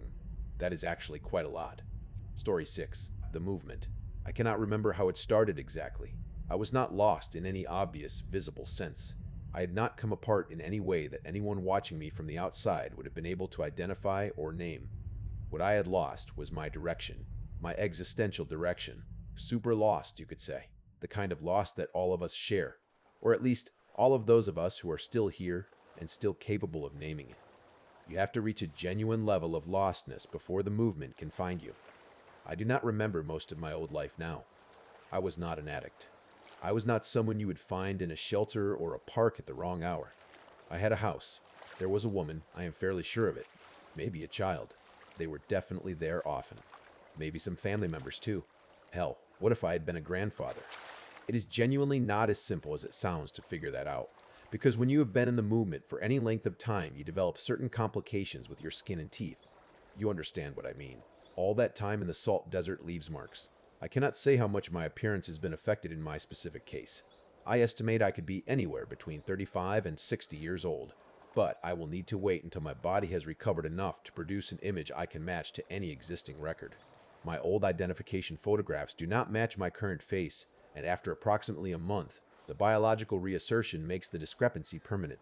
So I wait for my answers, like I am waiting for everything else. At least I have you to spend the time with, right? Maybe if I write enough of this down, the memory will start to come back in more useful pieces. The dog seems to think so, just like the pair of handlers who come through in regular shifts to ask me the same questions on a rotating schedule. How many people are in the movement currently? Do they have a single leader or multiple? Where are they going, and what is the end point? What is their apparent goal? Has any member communicated intentionally with an outside party? How does the selection process work? How do I think it could be stopped? Every fourth hour? For over a week. That is, honestly, not a productive interview strategy, and I have told them so. I give them the same answers every rotation, at least 1,000. No idea about the leader question. No idea about the destination. No idea about the goal. None that I witnessed. A stone. The stone is how it stopped for me. Then a stone fell on my head. All right, let us try to construct the sequence of events in order. You and me against the rest of the world, my terrible laptop, that I am typing this on while the handlers are in the break room. Let us get this down while I have the chance. Maybe if I have written enough of it down, they will give me some peace. Maybe it will help someone. Maybe it will just help me. Let me be clear about one thing before I continue. I no longer have legs that function properly. I am sweating through the memory of all of this, and I am only managing to hold it together by breaking it into small pieces. The movement has to be understood by someone with more resources than me, but these people need to give me 5 uninterrupted minutes to breathe first. You understand what I mean? We always do. I always do. All right here. I know I was not homeless before this. Not an addict of any substance. Not a person who would have been on any social worker's radar. I was functional in every measurable, external, socially legible way. I had everything under control. I had a job that I am told was a good one because I cannot remember ever being seriously worried about money, which is usually what tells you whether your job is adequate. What I do remember is hating the experience of being trapped for hours inside Excel spreadsheets and Python scripts. So, yes, I was not lost in any way that an outside observer could have pointed to and named. I was just lost inside myself, inside the world, inside the endless helplessness of everything. The immaterial death of the happiness I had been promised would arrive when I had enough comfort and enough achievement and enough of everything that was supposed to matter. You understand this? The existential version of being lost, the kind where everything is technically fine and you are nonetheless somewhere in a fog with no landmarks. For decades, I had tried to acknowledge that I had never truly worked toward anything that would make the work feel worthwhile. I was not a tragic figure. I was not visibly drowning. I was more like the comfortable ideal, the successful professional that every television drama and every aspirational film uses as a background assumption, and that was precisely the problem. I did not want everything to end. Not in any dramatic sense. I just did not want everything to continue in the same direction it was already going. What I can confirm is that I was in a small town in California because of the wildfire. We will get to the wildfire. On the day I found the movement, or the movement found me, there was a fire burning outside the city limits and moving toward them. I do not know how I had come to be sitting on a park bench at the edge of a neighborhood park, at whatever hour it was in the afternoon. I had been at work that morning. I can confirm that because of the eye pain from the prescription glasses I had been sitting on by accident about 10 weeks earlier. The frames were bent and one lens was cracked and I had not replaced them. I remember pressing them against my face and the headache behind my right eye. But I will come back to that. On that day, it was smoky and getting smokier. The fire was not inside the city limits yet. There was a mandatory evacuation advisory for my area, and someone, I think a woman, had told me I needed to leave. I remember the feeling of that conversation, even though the content is gone. I remember the smoke on the western horizon and the particular orange discoloration of the afternoon sky that means something irreplaceable is burning somewhere. I sat on the bench and watched it and felt, for the first time in a very long time, that the outside world had caught up to the inside of my head. There was a strange comfort in it. The external emergency and the internal one were finally in the same register. I also cried. I am certain of that detail. I do not know what I was crying about specifically. I do not know if I was thinking about the woman I may have had, or the children that may have been mine, or the people who may have been waiting for me to come home. I hope I was. I hope they had not already become abstract to me by that point, but I genuinely do not know. What I know is that instead of getting in a car and driving away from the fire, I sat on that bench and let the smoke build around me in the way a person lets themselves sink lower in a bath that is getting too cold, because the act of standing up and getting out requires a decision, and a decision requires something to push against, and there was nothing left in me to push against anything. Then I saw them, 7 people on the street at the edge of the park. Not away from the fire with any urgency, not toward anything visible, just walking, together, in the same direction, at the same pace, in the same measured rhythm, their faces empty and their eyes pointed at some fixed invisible point in the middle distance. I got up from the bench and followed them. I did not make a decision to do this. I had already stopped making decisions. And in that absence of decision, following the group was simply what happened next. The difference between choosing to follow them and not choosing to resist following them is a meaningful one, and I do not have better language for it than that. What happened after that is difficult to put in a linear order. The part of my mind that normally generates narrative, that turns events into sequence and meaning in a thread you can follow, got progressively quieter from that moment forward. I was still present in the way that the lights being on in a room means the room is lit, but I was not present in any useful or active sense. The small voice, the inner narrator, got locked away in a box, and something that was not that voice walked in the direction the group was walking and kept walking. Within hours, the group was larger. Within a day, it was several dozen. Within the first week, I could no longer see the edges of the movement from where I was walking inside it. There were hundreds of us, then more. We should have died from the heat alone in the first 3 days. We should have collapsed from dehydration within the first week. We walked for 3 months. I know how that sounds. I am telling you what happened. The things I witnessed during those 3 months are something I will not put down in full. Some of them I cannot put down and function afterward. What I will tell you, because I think it matters to understand what the movement is and what it costs, is that the Dark Awakening does not protect you. This is the essential thing the handlers did not understand when they first began studying it, and may still not fully understand. Being inside the movement does not shield you from pain or suffering or biological distress or death. You experience everything that happens. You simply experience it through the aperture of a consciousness that has been removed from the driver's seat and locked in the back. Every impact registers. Every calorie deficit registers. Every blister and every wound and everything that happens to your body in 3 months of walking through a desert without adequate water or food or shelter registers fully and completely. You simply cannot do anything about any of it. You are in the box, and the box is in the vehicle, and the vehicle is walking. Many of them fell. When people fell and could not get back up, the movement did not stop. It stepped over them. It stepped through them. I cannot be specific about what this means, because I made a promise to myself in the hospital that I would not write certain things down in a form that could be read. But I can tell you that the movement is self-sustaining in ways that the body should not be able to sustain, and that the mechanism by which it sustains itself is the reason I no longer have properly functioning legs, and the reason the handlers have not been able to confirm my age, and the reason one of them, the older of the two, occasionally has to leave the room during our sessions. The old woman in the wheelchair came to my attention at the very beginning, before the movement had grown to hundreds. She was already there in the original 7. She was being pushed by who I believe was her daughter or granddaughter. You cannot participate in the movement if you cannot walk. The movement does not make accommodations for mobility limitations. Her family member pushed the chair for as long as the terrain allowed, and then the slope and the weight and the physics of the situation made it impossible, and the chair went forward without its handler and took the old woman with it, and the crack was audible and the movement did not stop, and I could not stop either. I could not look down. I am not writing that down as guilt. I am writing it down as fact. The handlers eventually established that the movement produces a physiological state that overrides some of the body's normal mortality triggers. Their initial theory was a chemical compound, something airborne or contact transmitted that could suppress fatigue and extend the body's operational window. It took them longer than it should have to realize it was not chemical at all.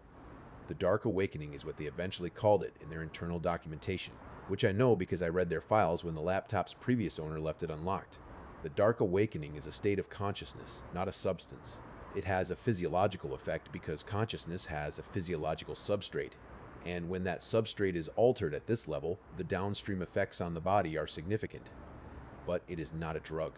It cannot be countered by a drug. This is why the forest fires and the controlled burns and the other interruption methods they tried were only ever temporary. You cannot chemically fix a consciousness problem. The movement has been observed before. The handlers told me this when I had been in the hospital long enough that they trusted me to receive information rather than just produce it. The first documented modern instance they were willing to discuss was in a city in the Middle East. The interruption method they used was the bath salts crisis of the early 2010s, which you may remember from the news reports. People described as drug-induced and violent, wandering city streets with apparently superhuman endurance and altered cognition. That is not what bath salts do. What bath salts do is give the handlers something to tell the press. The actual interruption method was chemical sedation at scale, distributed through the water supply in the affected area. It worked once. It did not work cleanly the second time or the third.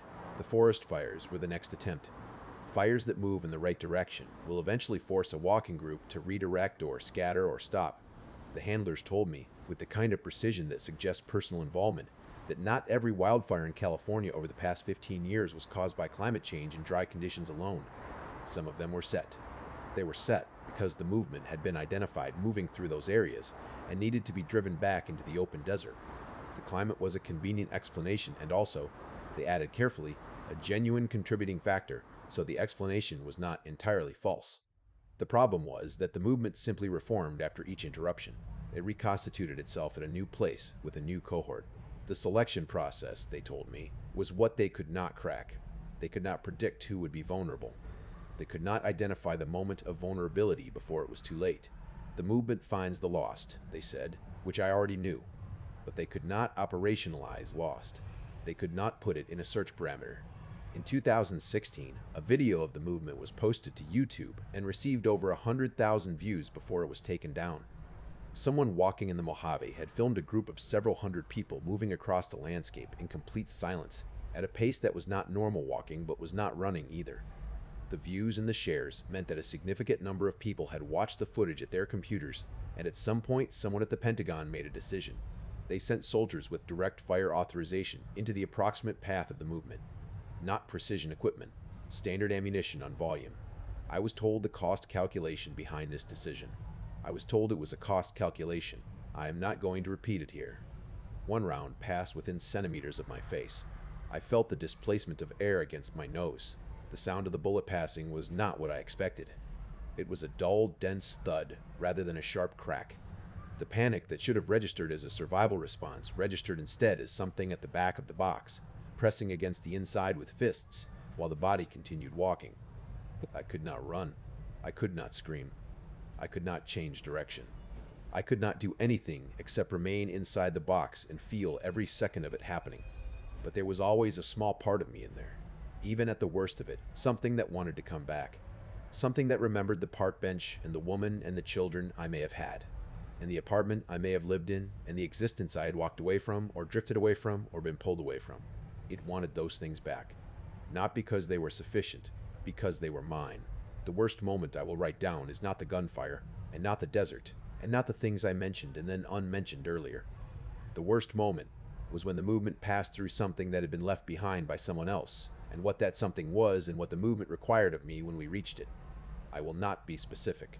I will say that when it happened, there was enough of me still present in the box to know that a line had been crossed that I could not put back, and that the screaming in the box at that moment was louder than at any other point in 3 months, and that even that was not enough to break me free. What broke me free was a stone, a head trauma, the doctor said, a fall against a solid surface. The impact disconnected something in the circuit of the dark awakening just long enough for the panic and the self and the 3 months of screaming to rush back in and take the controls.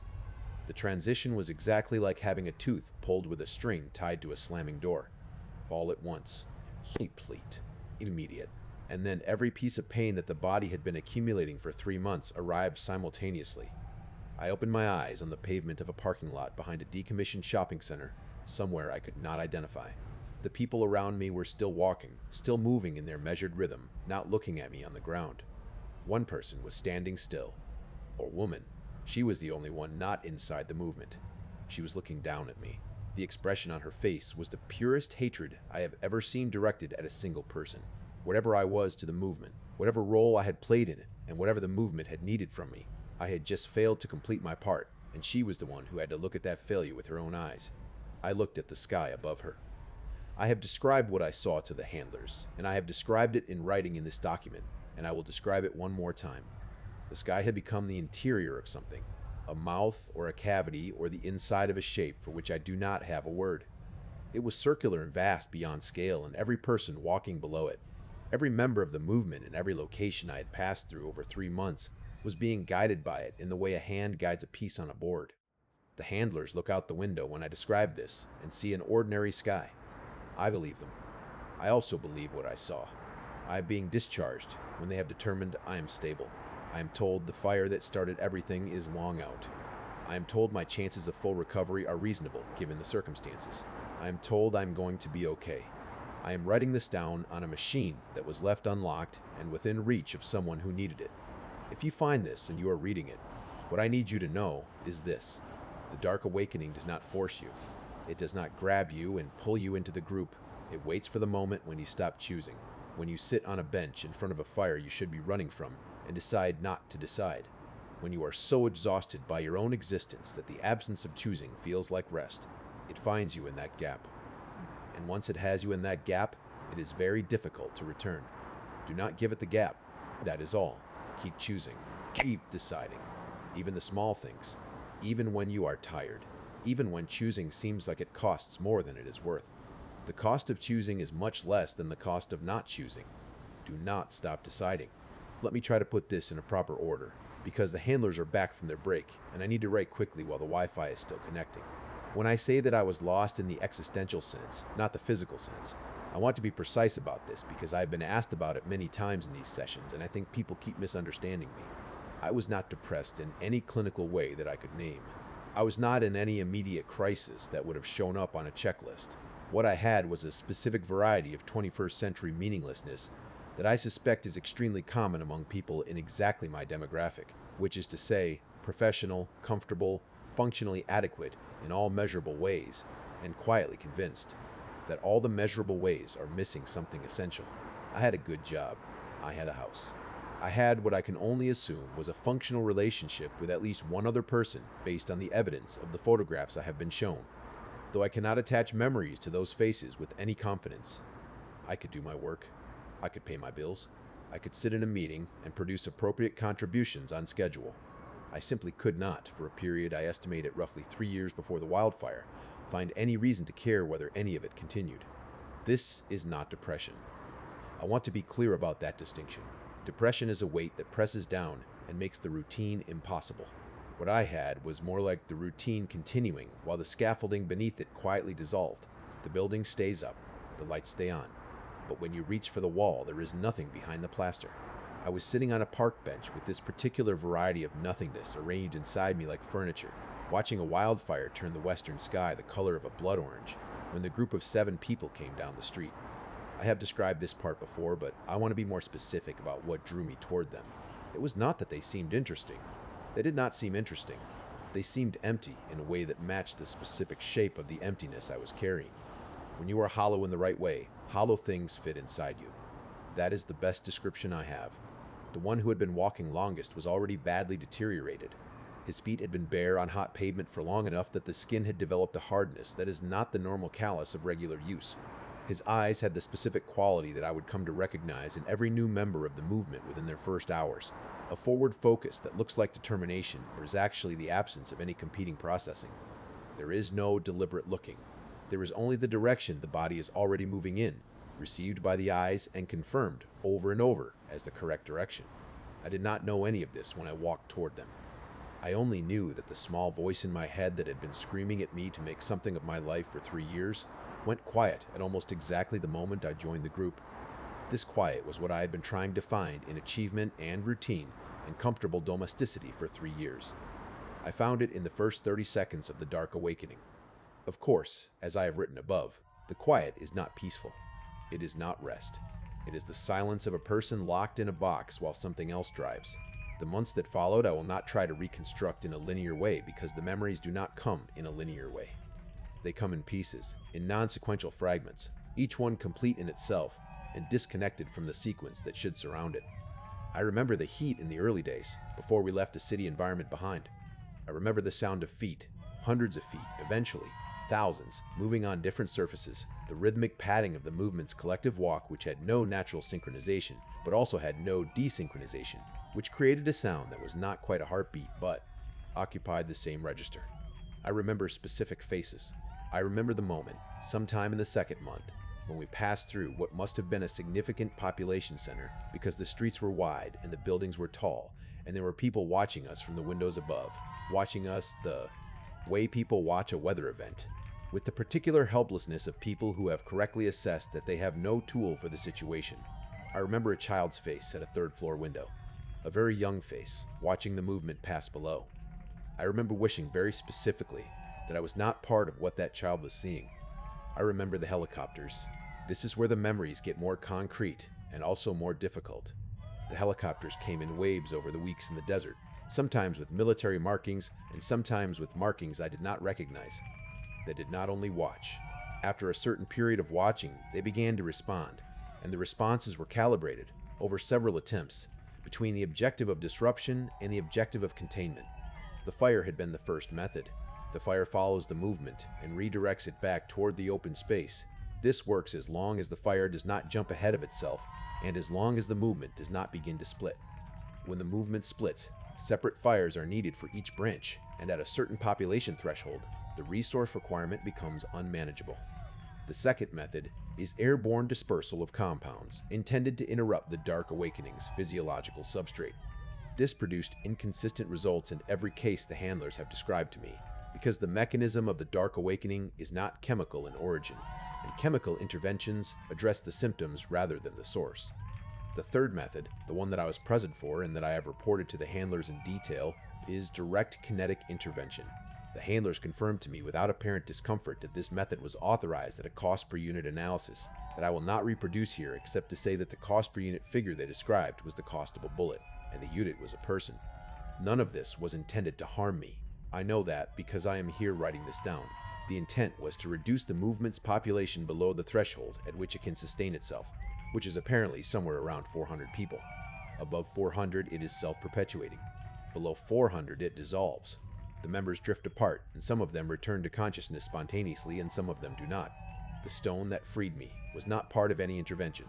I believe it was simply a stone on a road surface that I failed to step over properly, and that struck me in a specific location on the side of my head with enough force to produce a head trauma and a temporary disconnection of the physiological link. The handlers have told me they believe this. I have told the handlers that whatever they believe about the mechanism, the experience of it was not temporary disconnection.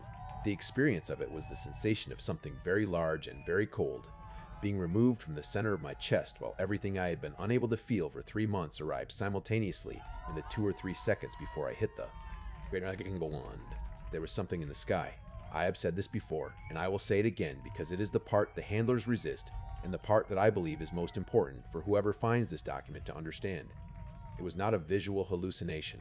It was not the product of dehydration or malnutrition or the physical consequences of 3 months of sustained physical exertion on inadequate resources. I was not in a state where hallucination was my primary processing mode. I was in a state of acute physiological distress overlaid on a sudden return to full consciousness. And in that state, I looked at the sky and I saw what I saw, and I reported it to the handlers in the same terms I will use here. It was enormous. It occupied the sky the way an object occupies the interior of a container. The shape of it was not a shape I have language for. It had a center and it had an edge, and the edge was so far from the center that the sky between them looked like the interior of something rather than the exterior of anything. And from it, from the center outward to the edge, things extended that might have been arms in the same way that a road might be called a path. Each of them ended in something that touched something that moved. Each member of the movement, every person walking in the desert below. The handlers look at the sky when I describe this. Then they write something on their clipboards and ask me the same questions again. I am running out of time on this device, and I want to make sure the important part is still in the document when you find it. The Dark Awakening does not grab you. It does not force you. It is patient in a way that large old things are patient, because it does not need to hurry. What it needs is the gap. The gap that opens when you stop choosing, when you are tired enough or lost enough or empty enough that the absence of choosing feels better than the effort of choosing. It finds you in that gap, and you do not know it has found you until the box is locked and the voice is inside it. The only protection is the practice. Keep deciding. Small things, large things, every day, even when it seems pointless. Especially when it seems pointless. That is when the gap opens. That is when it is looking. My terrible laptop. We are done for now. I think I hear the door. Story 7. The village. There is a village in the forest near my house.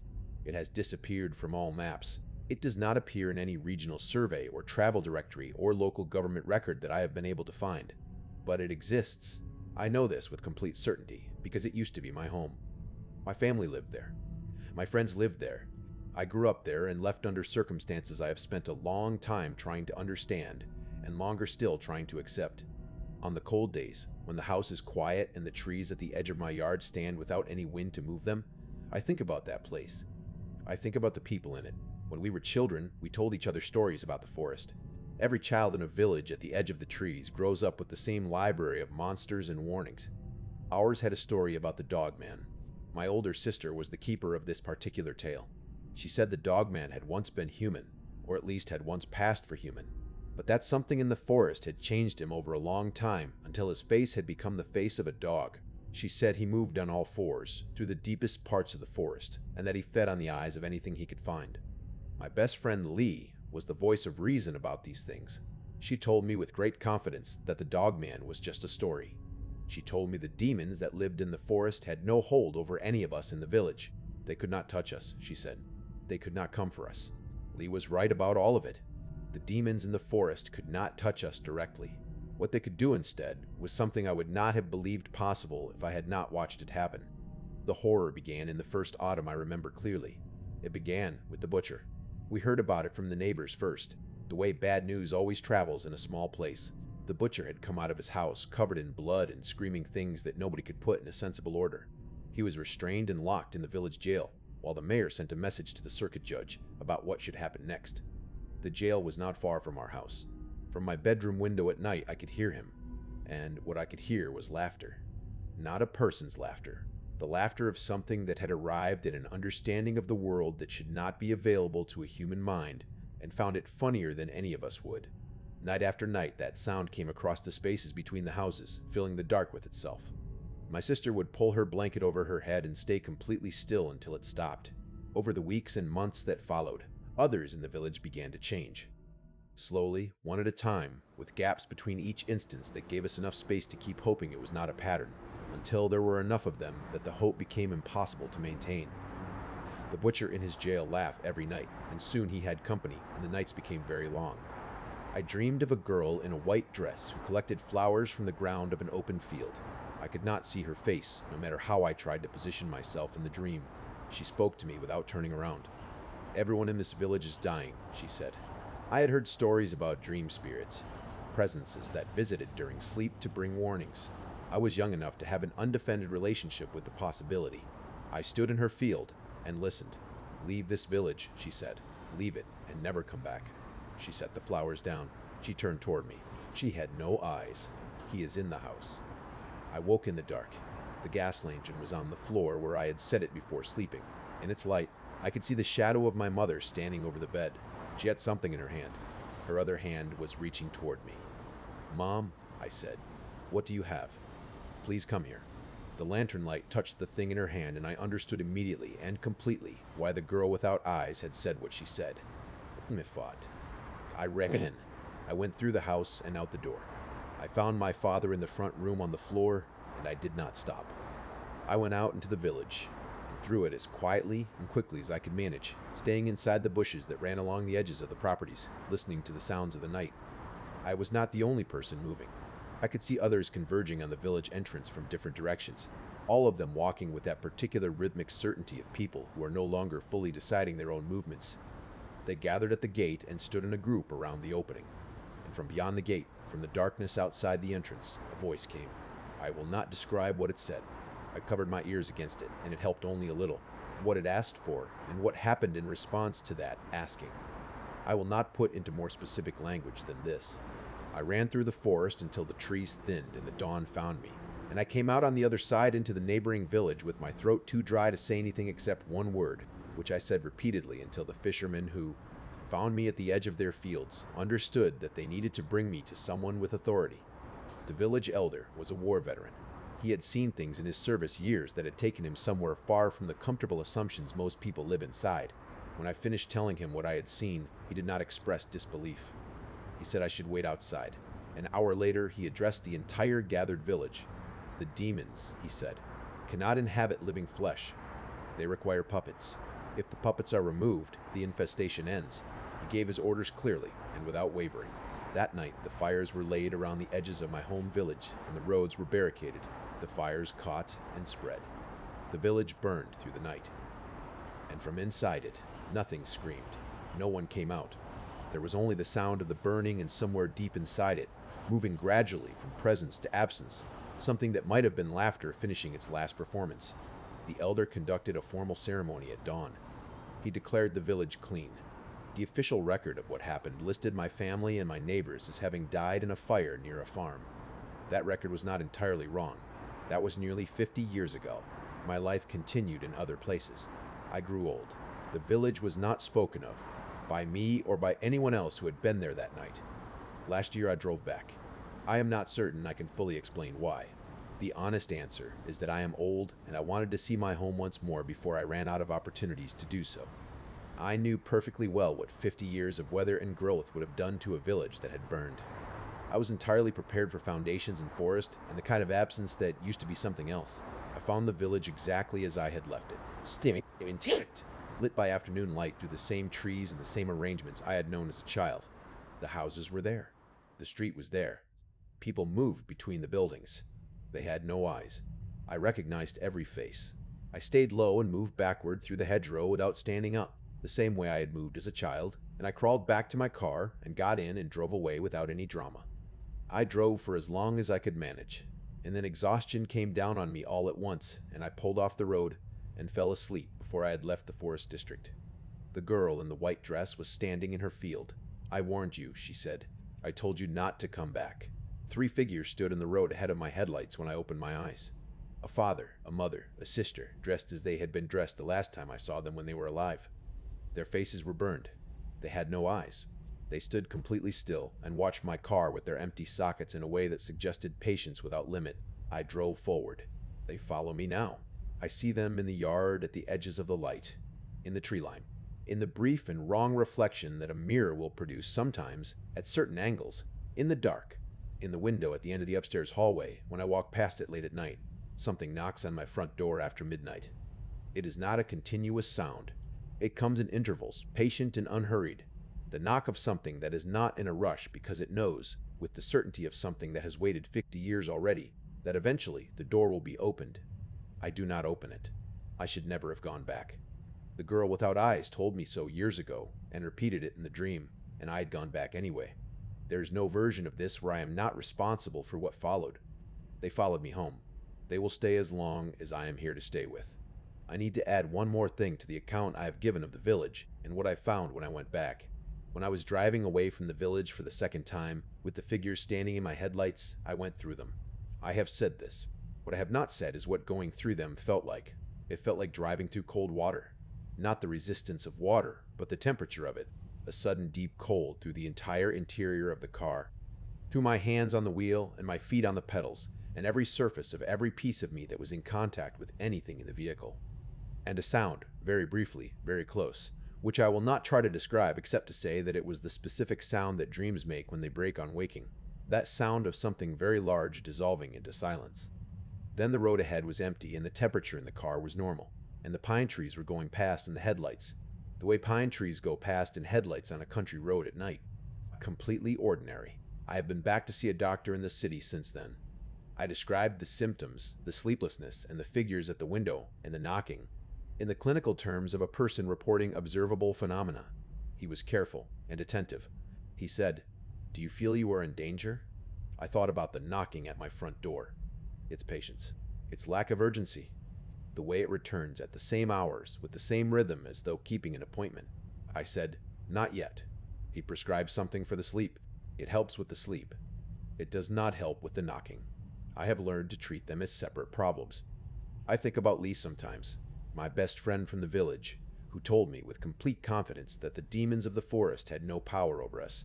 Who was right about that, entirely right, and who burned with the rest of them all the same. I hope she is not among the ones who come to the door. I do not know how to know. Story 8. The Girl with the Glow. I found this letter in the hollow of a tree on my property, and I genuinely do not know how to describe it or what to do with it. Read it yourself. I saw you today. It was your birthday, and you did not notice me. You so rarely do now.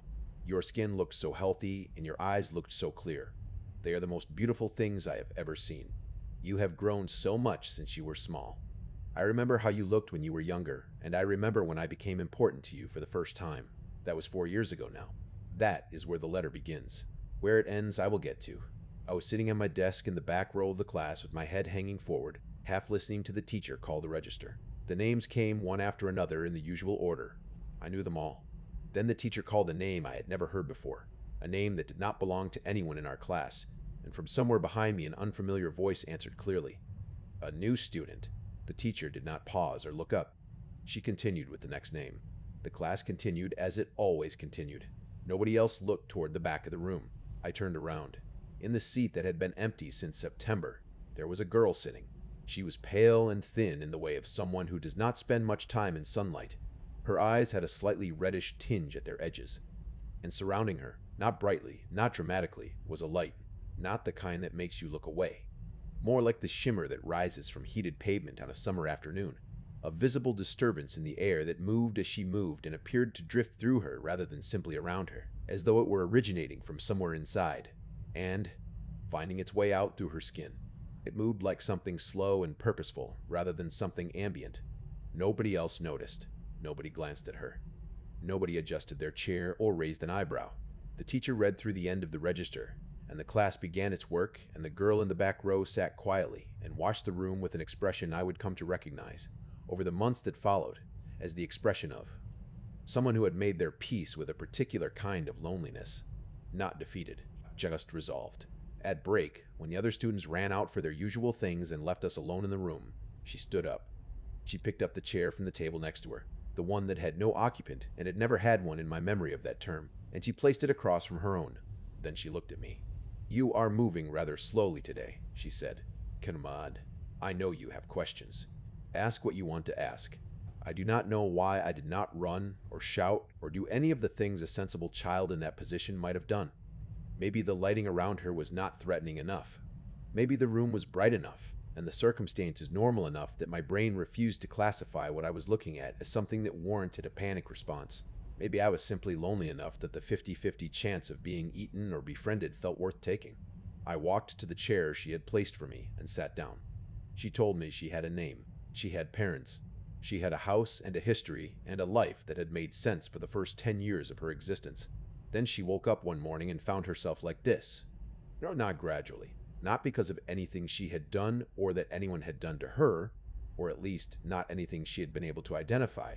She just woke up one morning and she was different, surrounded by a light that certain people could perceive and most could not. Invisible to memory. Her parents would look at her when she came home and feel a moment of confused recognition, the feeling of encountering a stranger in familiar territory before the domestic machinery of their day pulled their attention away.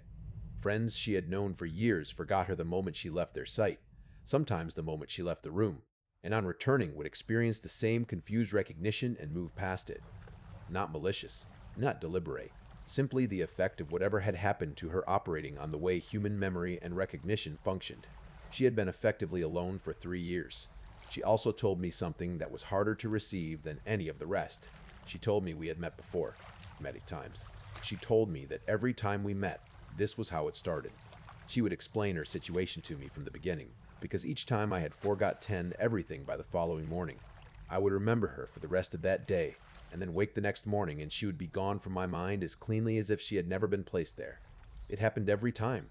She said she had told me the same thing so many times that she had memorized her own explanation.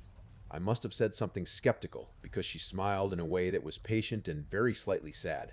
"I told you a story last time," she said, "about a haunted house, in detail."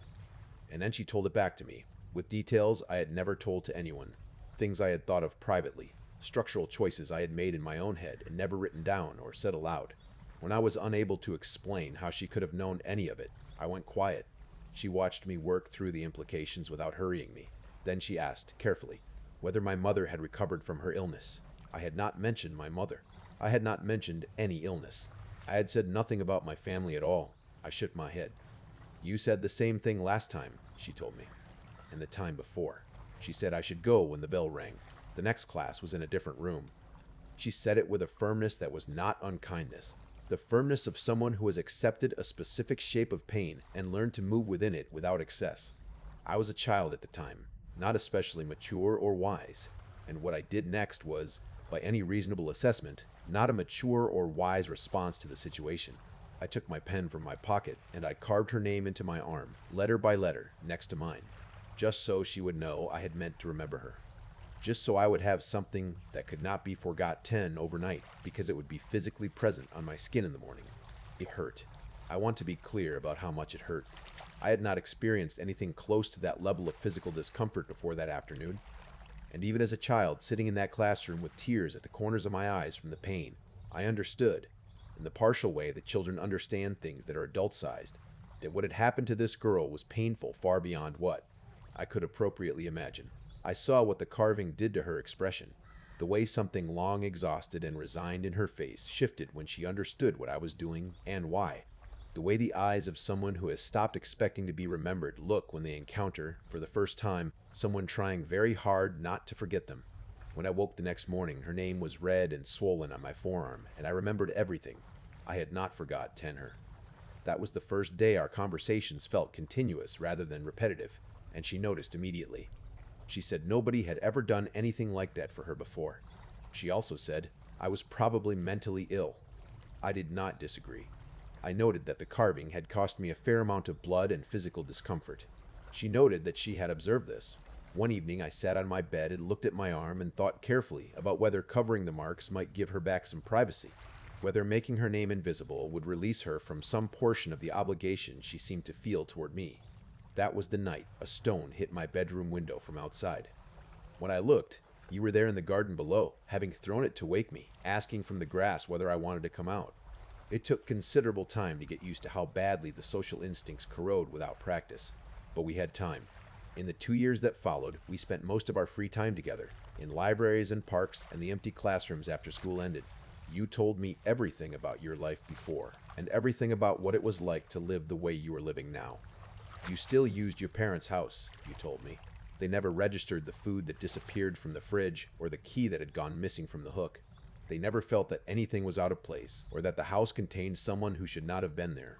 One evening I admitted to you that I had begun to wonder whether I was simply generating an elaborate internal fantasy, whether you were a sustained piece of imagination rather than a person.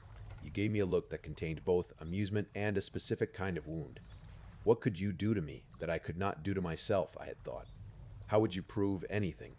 You had already left marks on my neck and my ears on separate occasions, specifically to demonstrate your physical existence. I still have those scars. Looking back now, I can see the warning signs and the skin deterioration that was already beginning, and the way you had to close your eyes more frequently during those months, pressing your fingers against your temples in the way of someone managing something. Persistent and painful. Then winter came and something changed. We spent the better part of the following year in the library together, working with more real method than we had been able to apply before. We made lists of names. We cross-referenced what we had written in our notebooks with what we could find in books and online. We assembled drawings and sketched versions of what the light around you looked like when it changed. We found old observations that matched some of what we were looking at and ruled out the ones that did not. I found a blog written by a nature photographer. He had published it approximately 20 years after 2 children had last appeared in any record or photograph. In his post, he described a photograph on his camera that he had no memory of taking. He had found it after a walk in a forest area and had been unable to remember ever going there. The photograph showed 2 figures at the edge of the tree line. They were almost human in their proportions, but not quite right. Their skin was very pale and looked more like tree bark than normal skin texture. Their eyes were empty. The light around them was the same light I knew. The names he had written alongside the photograph, found in an old news clipping he attached to the post, were Su Z Appel B. Regan and Ter Re Appel B. Regan, siblings, both 12 years old at the time of their last confirmed sighting. You went still when you saw the photograph. Then you wrote both names on a piece of paper in your careful script. We looked at the names and the photographs side by side for a long time.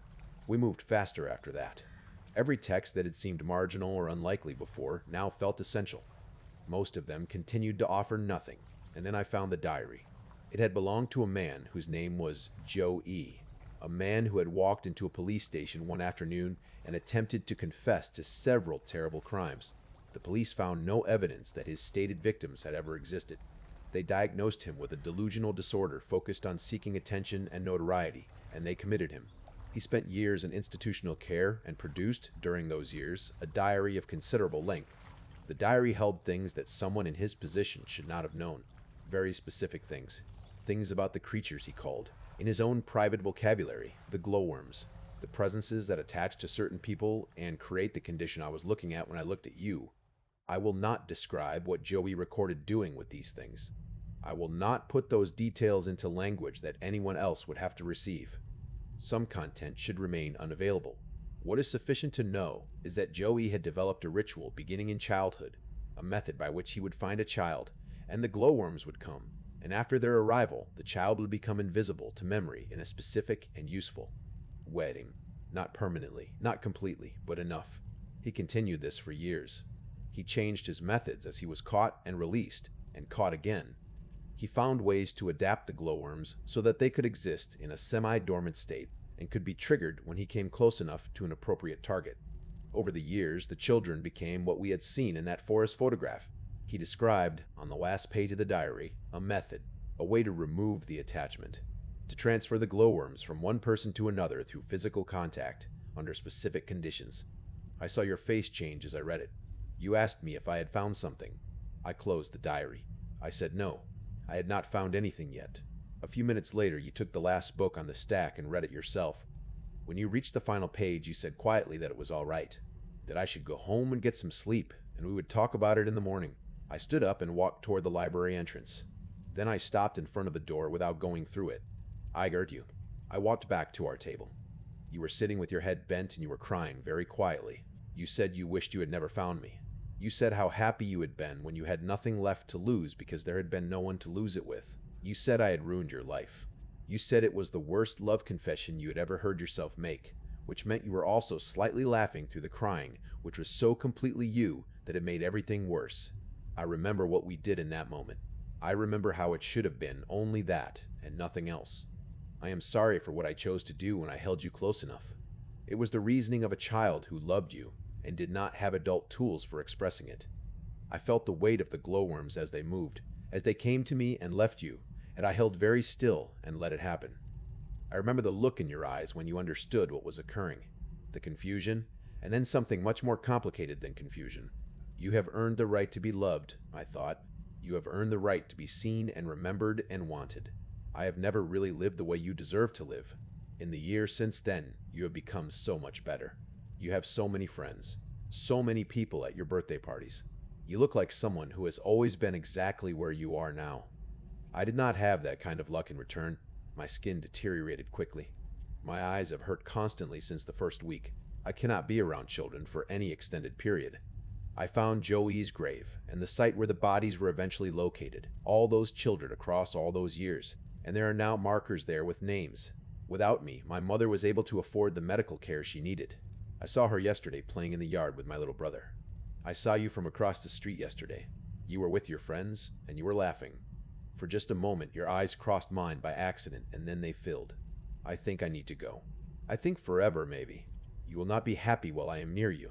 I am happy I met you, even if you do not remember me. Sometimes I go through depressive episodes now. I feel alone even when I am surrounded by people. There are thoughts I do not want to have, thoughts that frighten me when I wake from them. I know the danger does not only come from me now. The pieces are in place that were not in place before. I have scratched my arm in the name. I actually should have had 21 assignments to grade. There were 22. I checked the stack twice. I checked it a third time. I have been teaching for over 20 years, and I know how to count a stack of papers. There were only 21 students in my class, but there were 22 assignments on my desk. I leaned forward and went through them individually. It was a simple piece of written work. Students had been asked to describe what they did over winter break and what they were looking forward to in the coming year. Standard English comprehension. In the middle of the stack, there was one with no name at the top. The handwriting was barely legible, and the ink was red. The pressure applied to the page was extreme. There were small tears in the paper where the pen had been pushed through. I will be free. I get her here. She does not know there are two of us.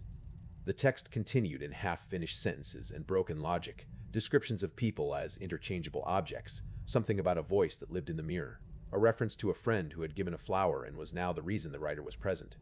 In the lower corner of the page, there was a small drawing of a sunflower. The petals were filled in with blue ink. It was the most unsettling thing I had ever received in 20 years of marking student work. And I have received some genuinely strange student work in my time. I am a teacher. I know how to read between the lines of what adolescents write about their inner lives. This was not that. This was something else. The next day, I watched my students. I noted which pens they used and which hand they wrote with. The anonymous papers were written with the left hand and with unusual downward pressure.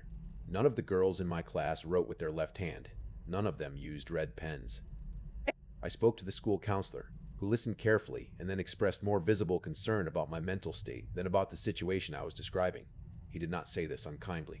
He encouraged me to take care of myself and to reach out if I felt overwhelmed. I tried tracking the pattern.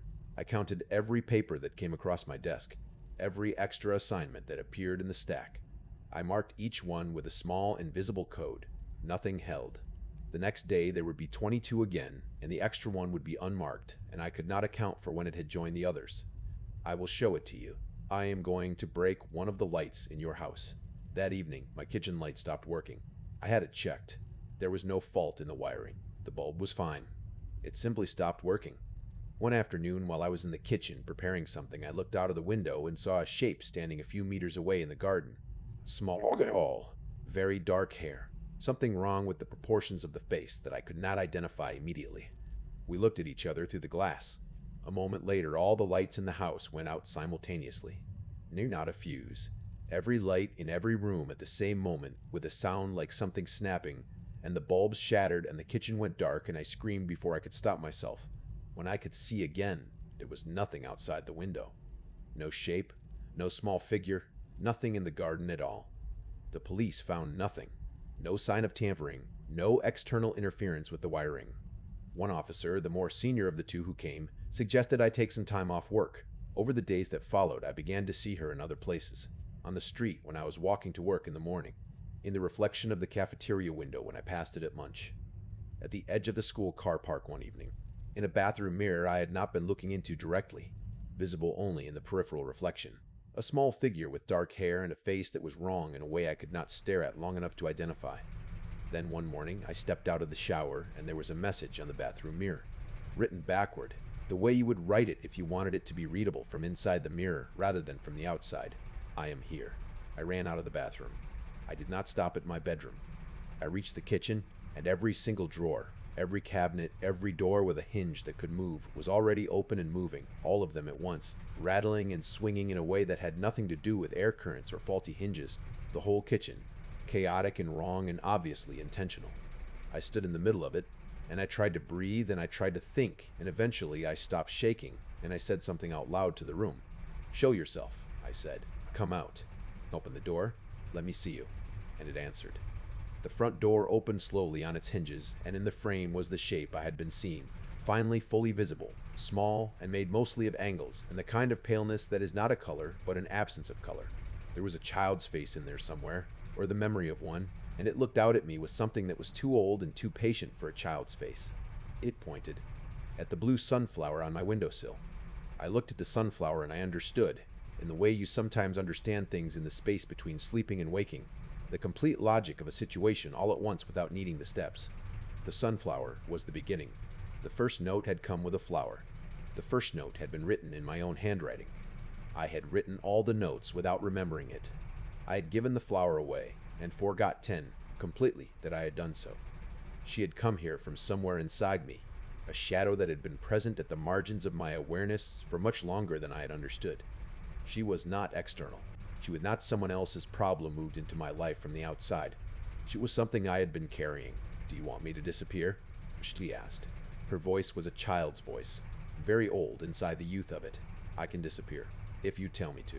I thought about the answer for a long time. You cannot disappear, I said. You are bound to me, and I am bound to you. And I do not think releasing you would solve the problem.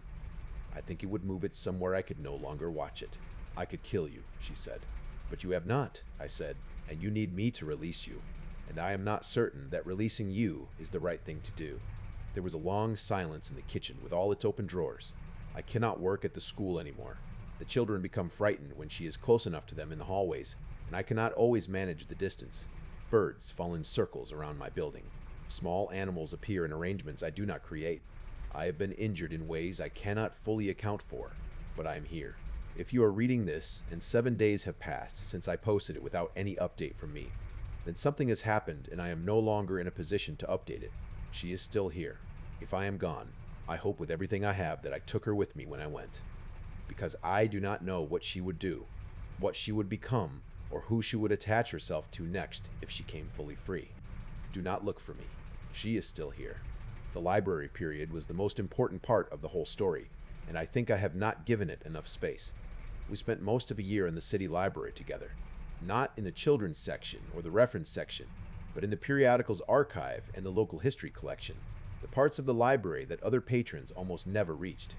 The library had a particular quality in those back sections, quieter than the rest of the building, with the specific smell of paper that has been stored for a long time, and the particular light of rooms that receive indirect sunlight through high windows. We developed a methodology over the months. We were looking for evidence of the glowworms, as we had decided to call the light that moved around her, in any historical record. Lights described near people who had become invisible to memory, people who existed in records but not in recollection, photographs in which one figure was visible in the image but not recalled by anyone depicted alongside them. We found more than I expected. Not a what, not a consistent documented phenomenon with an established name, but more than zero, which was what I had expected to find. We found references in local newspaper archives to children described as quiet or strange or unremembered, children whose disappearances took a long time to be reported because the community around them had already forgot 10 they existed. We found a passage in a self-published local history pamphlet from the 1960s that described a family in the area in which one child appeared in all photographs from birth onward, but was never mentioned by name in any letter or diary kept by the parents, a child who appears to have grown up and moved away, and of whom no further record exists. We found 3 separate accounts of a particular abandoned property in the district that felt, to everyone who visited it, like a house from which something was missing, without any ability to specify what. We found, eventually, the diary. I have described what the diary contained. What I have not described is the night we found it, which is relevant because it was also the night everything changed. It is late. The library was about to close. I was 3/4 of the way through the stack of books we had assembled for that session, tired in the specific way of sustained research that is mostly negative results, when I reached the diary. It was not shelved with books. It was in a document box in the local history collection, filed under the name of a correctional facility at which the writer had eventually been housed, donated as part of a legal estate disbursement. It had probably not been opened in 30 years. I sat with it for a long time before I started reading. I could feel you watching me from across the table. I could see in my peripheral vision the faint shifting of the light around you, the glowworms moving in their slow pattern, and I thought about what we were looking for and what finding it would mean and whether finding it was something I wanted. It was one of the last moments of genuine choice in what followed. After that, the choices were smaller and the consequences of them were already in motion. I read the diary. I will say one more thing about it that I have not said before. When I finished reading the last page, the page with the description of the exit, the mechanism of transfer, I had a very clear and specific understanding of what it would require and what it would cost. Not a vague sense, a precise understanding. The cost was explicit. The diary writer had been thorough. I looked at you. You were watching me. I closed the diary and told you I had not found anything useful. Story 9. The Black Box. This was not unusual work for me. I had been pulling roadside hazards for an independent clearance company near St. Cloud, Minnesota for several years at that point. The territory I covered ran from Wilmar east, through Starbuck and Tom's Brook, and down to Greenwood. The job was exactly what it sounds like, going out at inconvenient hours to move objects off roads that had no business being on them. You would be surprised, or maybe you would not, by the volume of abandoned vehicles and shed loads and structural debris that accumulates on rural roads over time if nobody removes it. I know it sounds like unglamorous work. It is, but it is also the kind of work that actually matters when you think about what would happen if it did not get done. I got a call late one evening about a stalled vehicle blocking a lane on a route I knew well. I drove out with my warning lights on and my work playlist ready and found, on a stretch of straight road with no intersections and no reason whatsoever for a traffic sign to be present. A stop sign planted in the roadside grass at the edge of the lane. The vehicle itself was an old Volkswagen Beetle. The paint had been entirely consumed by weather over what looked like at minimum a decade. The interior, visible through the cracked and fogged windows, was partly rotted and partly torn out. The tires were buried halfway in the accumulated grass and soil around the base, which meant the car had been stationary long enough for the ground to start claiming it. This vehicle had not moved under its own power in years. Getting it to this position in the middle of a working road lane required someone to have towed it there recently and deliberately. There was no other explanation. I was still processing this when I looked up from the vehicle and noticed the people. 5 of them, standing on the road shoulder in a loose arrangement. Different in every visible way from each other. Different ages and builds and clothing. The kind of assortment of people who would have no obvious reason to be in the same place at the same time. But they all had the same expression. Mouths slightly open. Eyes open very wide and very dark and completely, absolutely motionless in their sockets. Not looking at me. Not looking at the vehicle. Looking at my warning lights, the amber rotating lights on the roof of my truck, with a kind of fixed and total concentration that should have been uncomfortable to sustain for more than a few seconds. They were breathing. I could see the movement of their chests in the light. They were not collapsed. They were not injured as far as I could tell from across the road. They were simply standing there and looking at the lights, and had been doing so for what could have been any amount of time before I arrived. I made the decision to work and not engage. It was the decision I would have made if I had found 5 people standing oddly near any other roadside hazard, which was to say that my job was the job, and these people had not asked me to help them and had not indicated any emergency, and had done nothing threatening. I got out of my cab and started on the vehicle and kept them in the edge of my vision without making direct eye contact or directing any attention at them. They did not react to my presence. They did not move. They continued to breathe and to look at the lights and to make no sound at all. Not a word between them, not a murmur. Only the slow, heavy sound of 5 people breathing at the same pace, which is the kind of thing you notice and then cannot unnotice. I worked. My back was to them for intervals of 30 seconds or more, and each time I turned back to check, they were exactly as they had been. I took the fallen sign from the roadside. I logged the vehicle details. I prepared the paperwork for removal.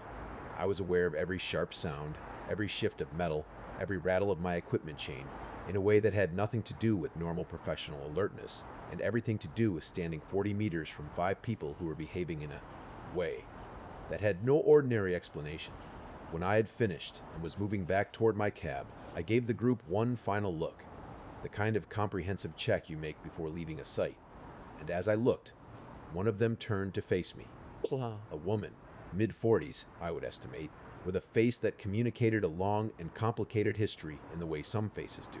She was looking directly at me now with an expression that was not the blank fixed gaze of the others, but something more specific, something that was trying to communicate and was working very hard to do so. I felt it in the base of my stomach before I could name it. Whatever was looking at me out of those eyes was not doing so in the way I was used to being looked at. Something about the quality of attention was wrong, not threatening. Just fundamentally not what attention is supposed to feel like when it is coming from the kind of animal that I am. She opened her mouth. I did it, she said. I was able to let go of it. I did not have time to respond. 2 people came at me from my peripheral vision, fast, from the side where the shoulder dropped away to the drainage ditch. A man in his 50s and a teenage girl. The grip was wrong. I mean this in a specific way. There are limits to what human grip strength can apply to a body being pressed against the metal surface, and what I felt in that moment exceeded those limits in a way that was not possible to talk myself out of or rationalize while it was happening. They pressed me against the side of my truck. The girl did not look at me. Her eyes stayed on the warning lights. The woman walked toward me. She was carrying something I had not noticed before. An old photographic box, the kind from a pre-digital era, black and boxy and sized to be held in both hands.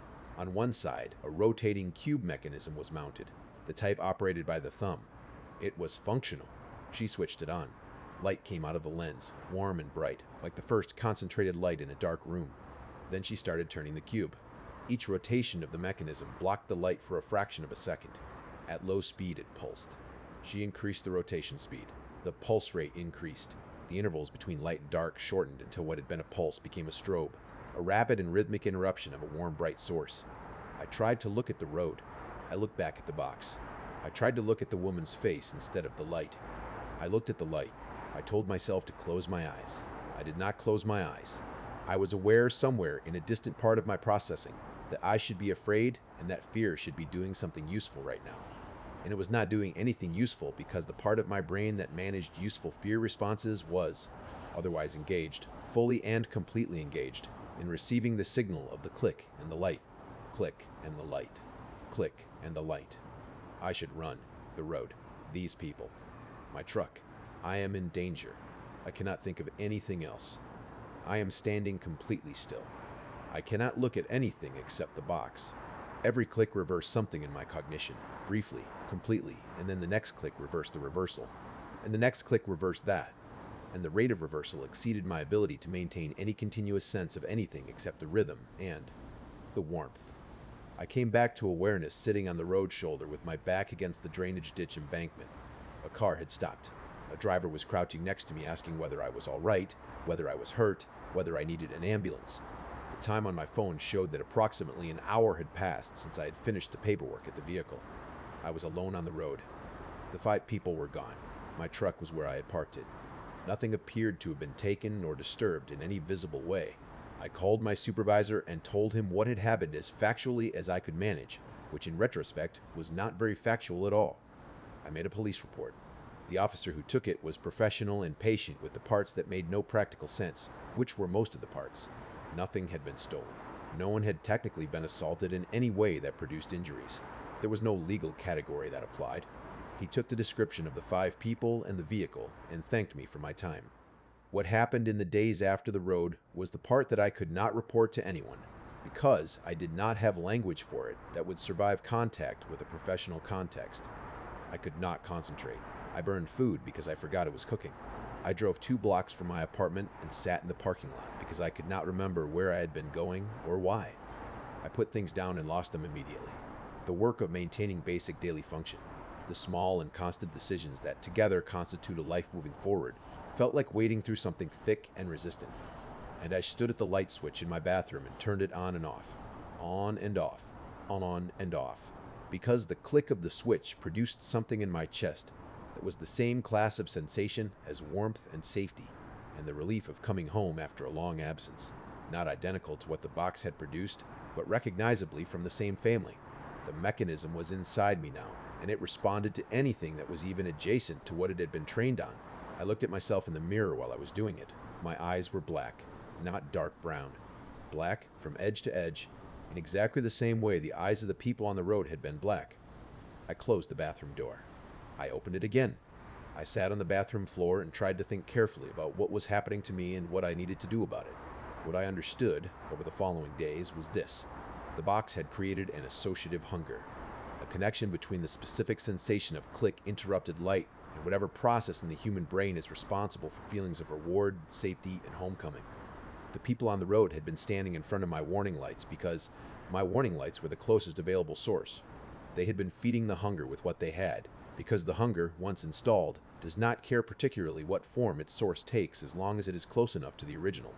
I strung Christmas lights on the wall of my bedroom and set them to bright blue, and they helped me think clearly enough to search online for anything about the box, the mechanism, the strobe effect, the group behavior. I found nothing on the first night, fragments on the second, a scattered handful of accounts across different platforms, none of them with enough detail to confirm that they were describing the same thing, all of them describing something that sounded like the same thing. The night I found them again was not planned. I do not know how I came to be in that particular stretch of forest. I had been walking, I knew that. Walking without direction, following whatever drew me, exactly as the woman had told me she had been able to stop doing. They were in a clearing. The woman with the box was at the center, 5 or 6 people in a loose circle around her. The box was running. From 20 meters away in the trees, I felt the pull of it, not metaphorically.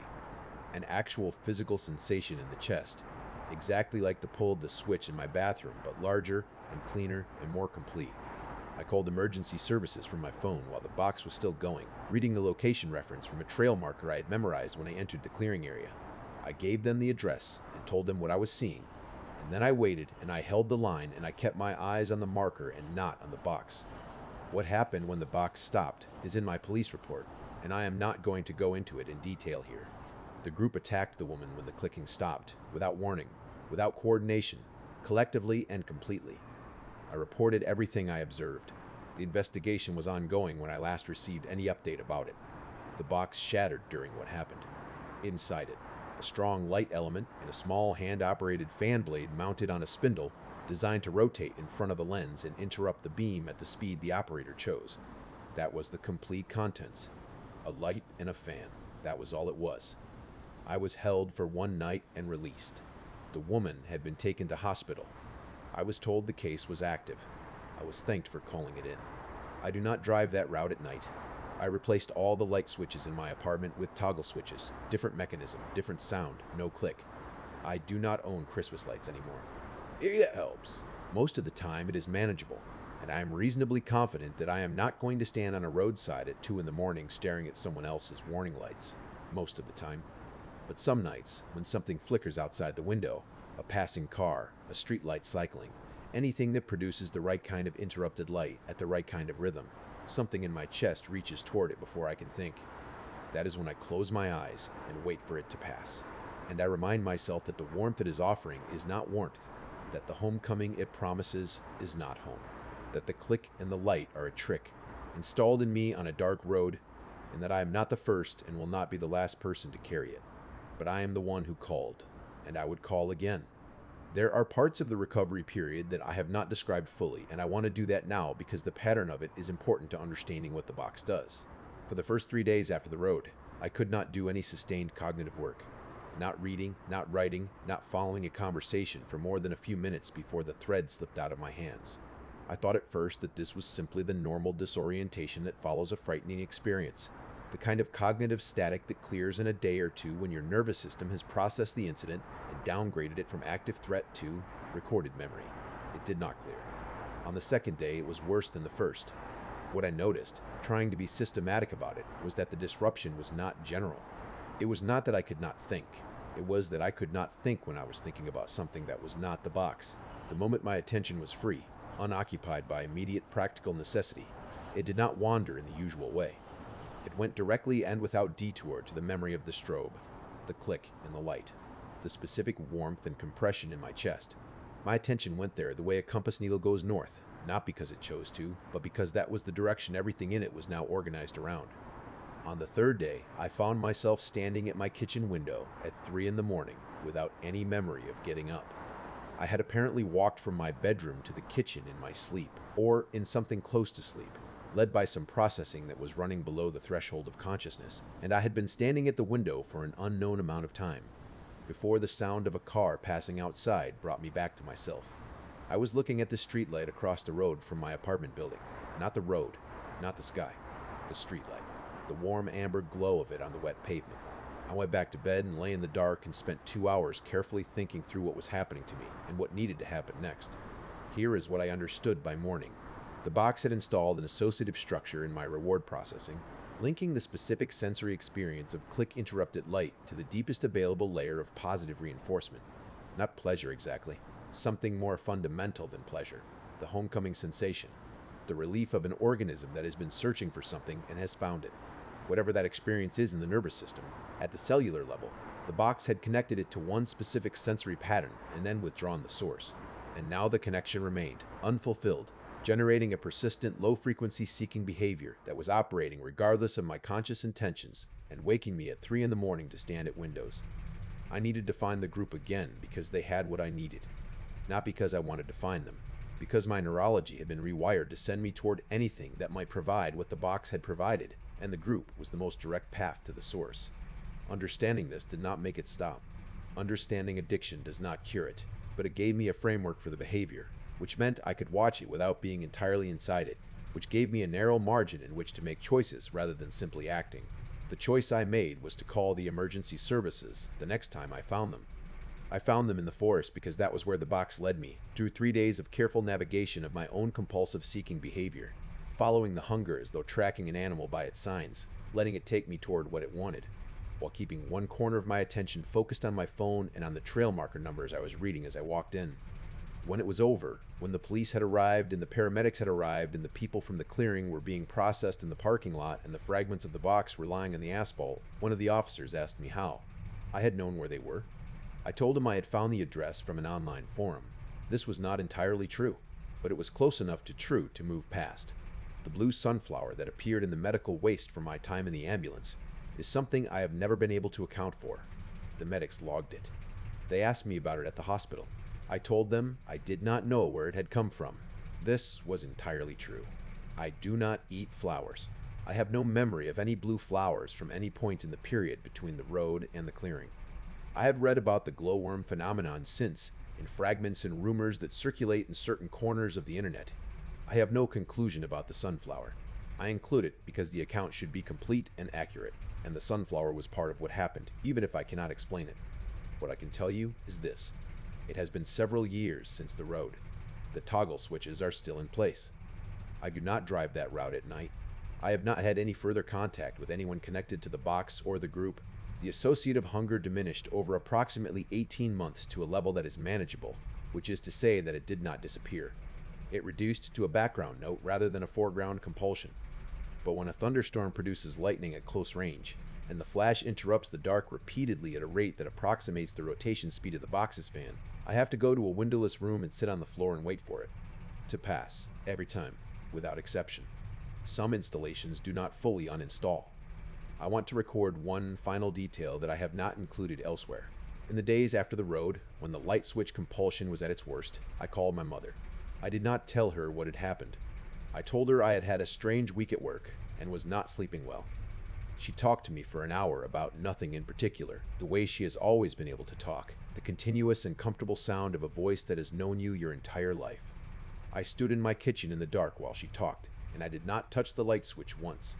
That was the first hour in 4 days in which the compulsion was completely quiet, not because of willpower, because something else was louder. I have thought about that hour many times since, about what it suggests, about what the box was offering that made its imitation of warmth so compelling, and what the real version of the thing it was imitating actually sounds like. The box was a trick, a very effective trick, but a trick requires an original that it imitates, and the original is still there. That is the thing to hold on to. The original is still there,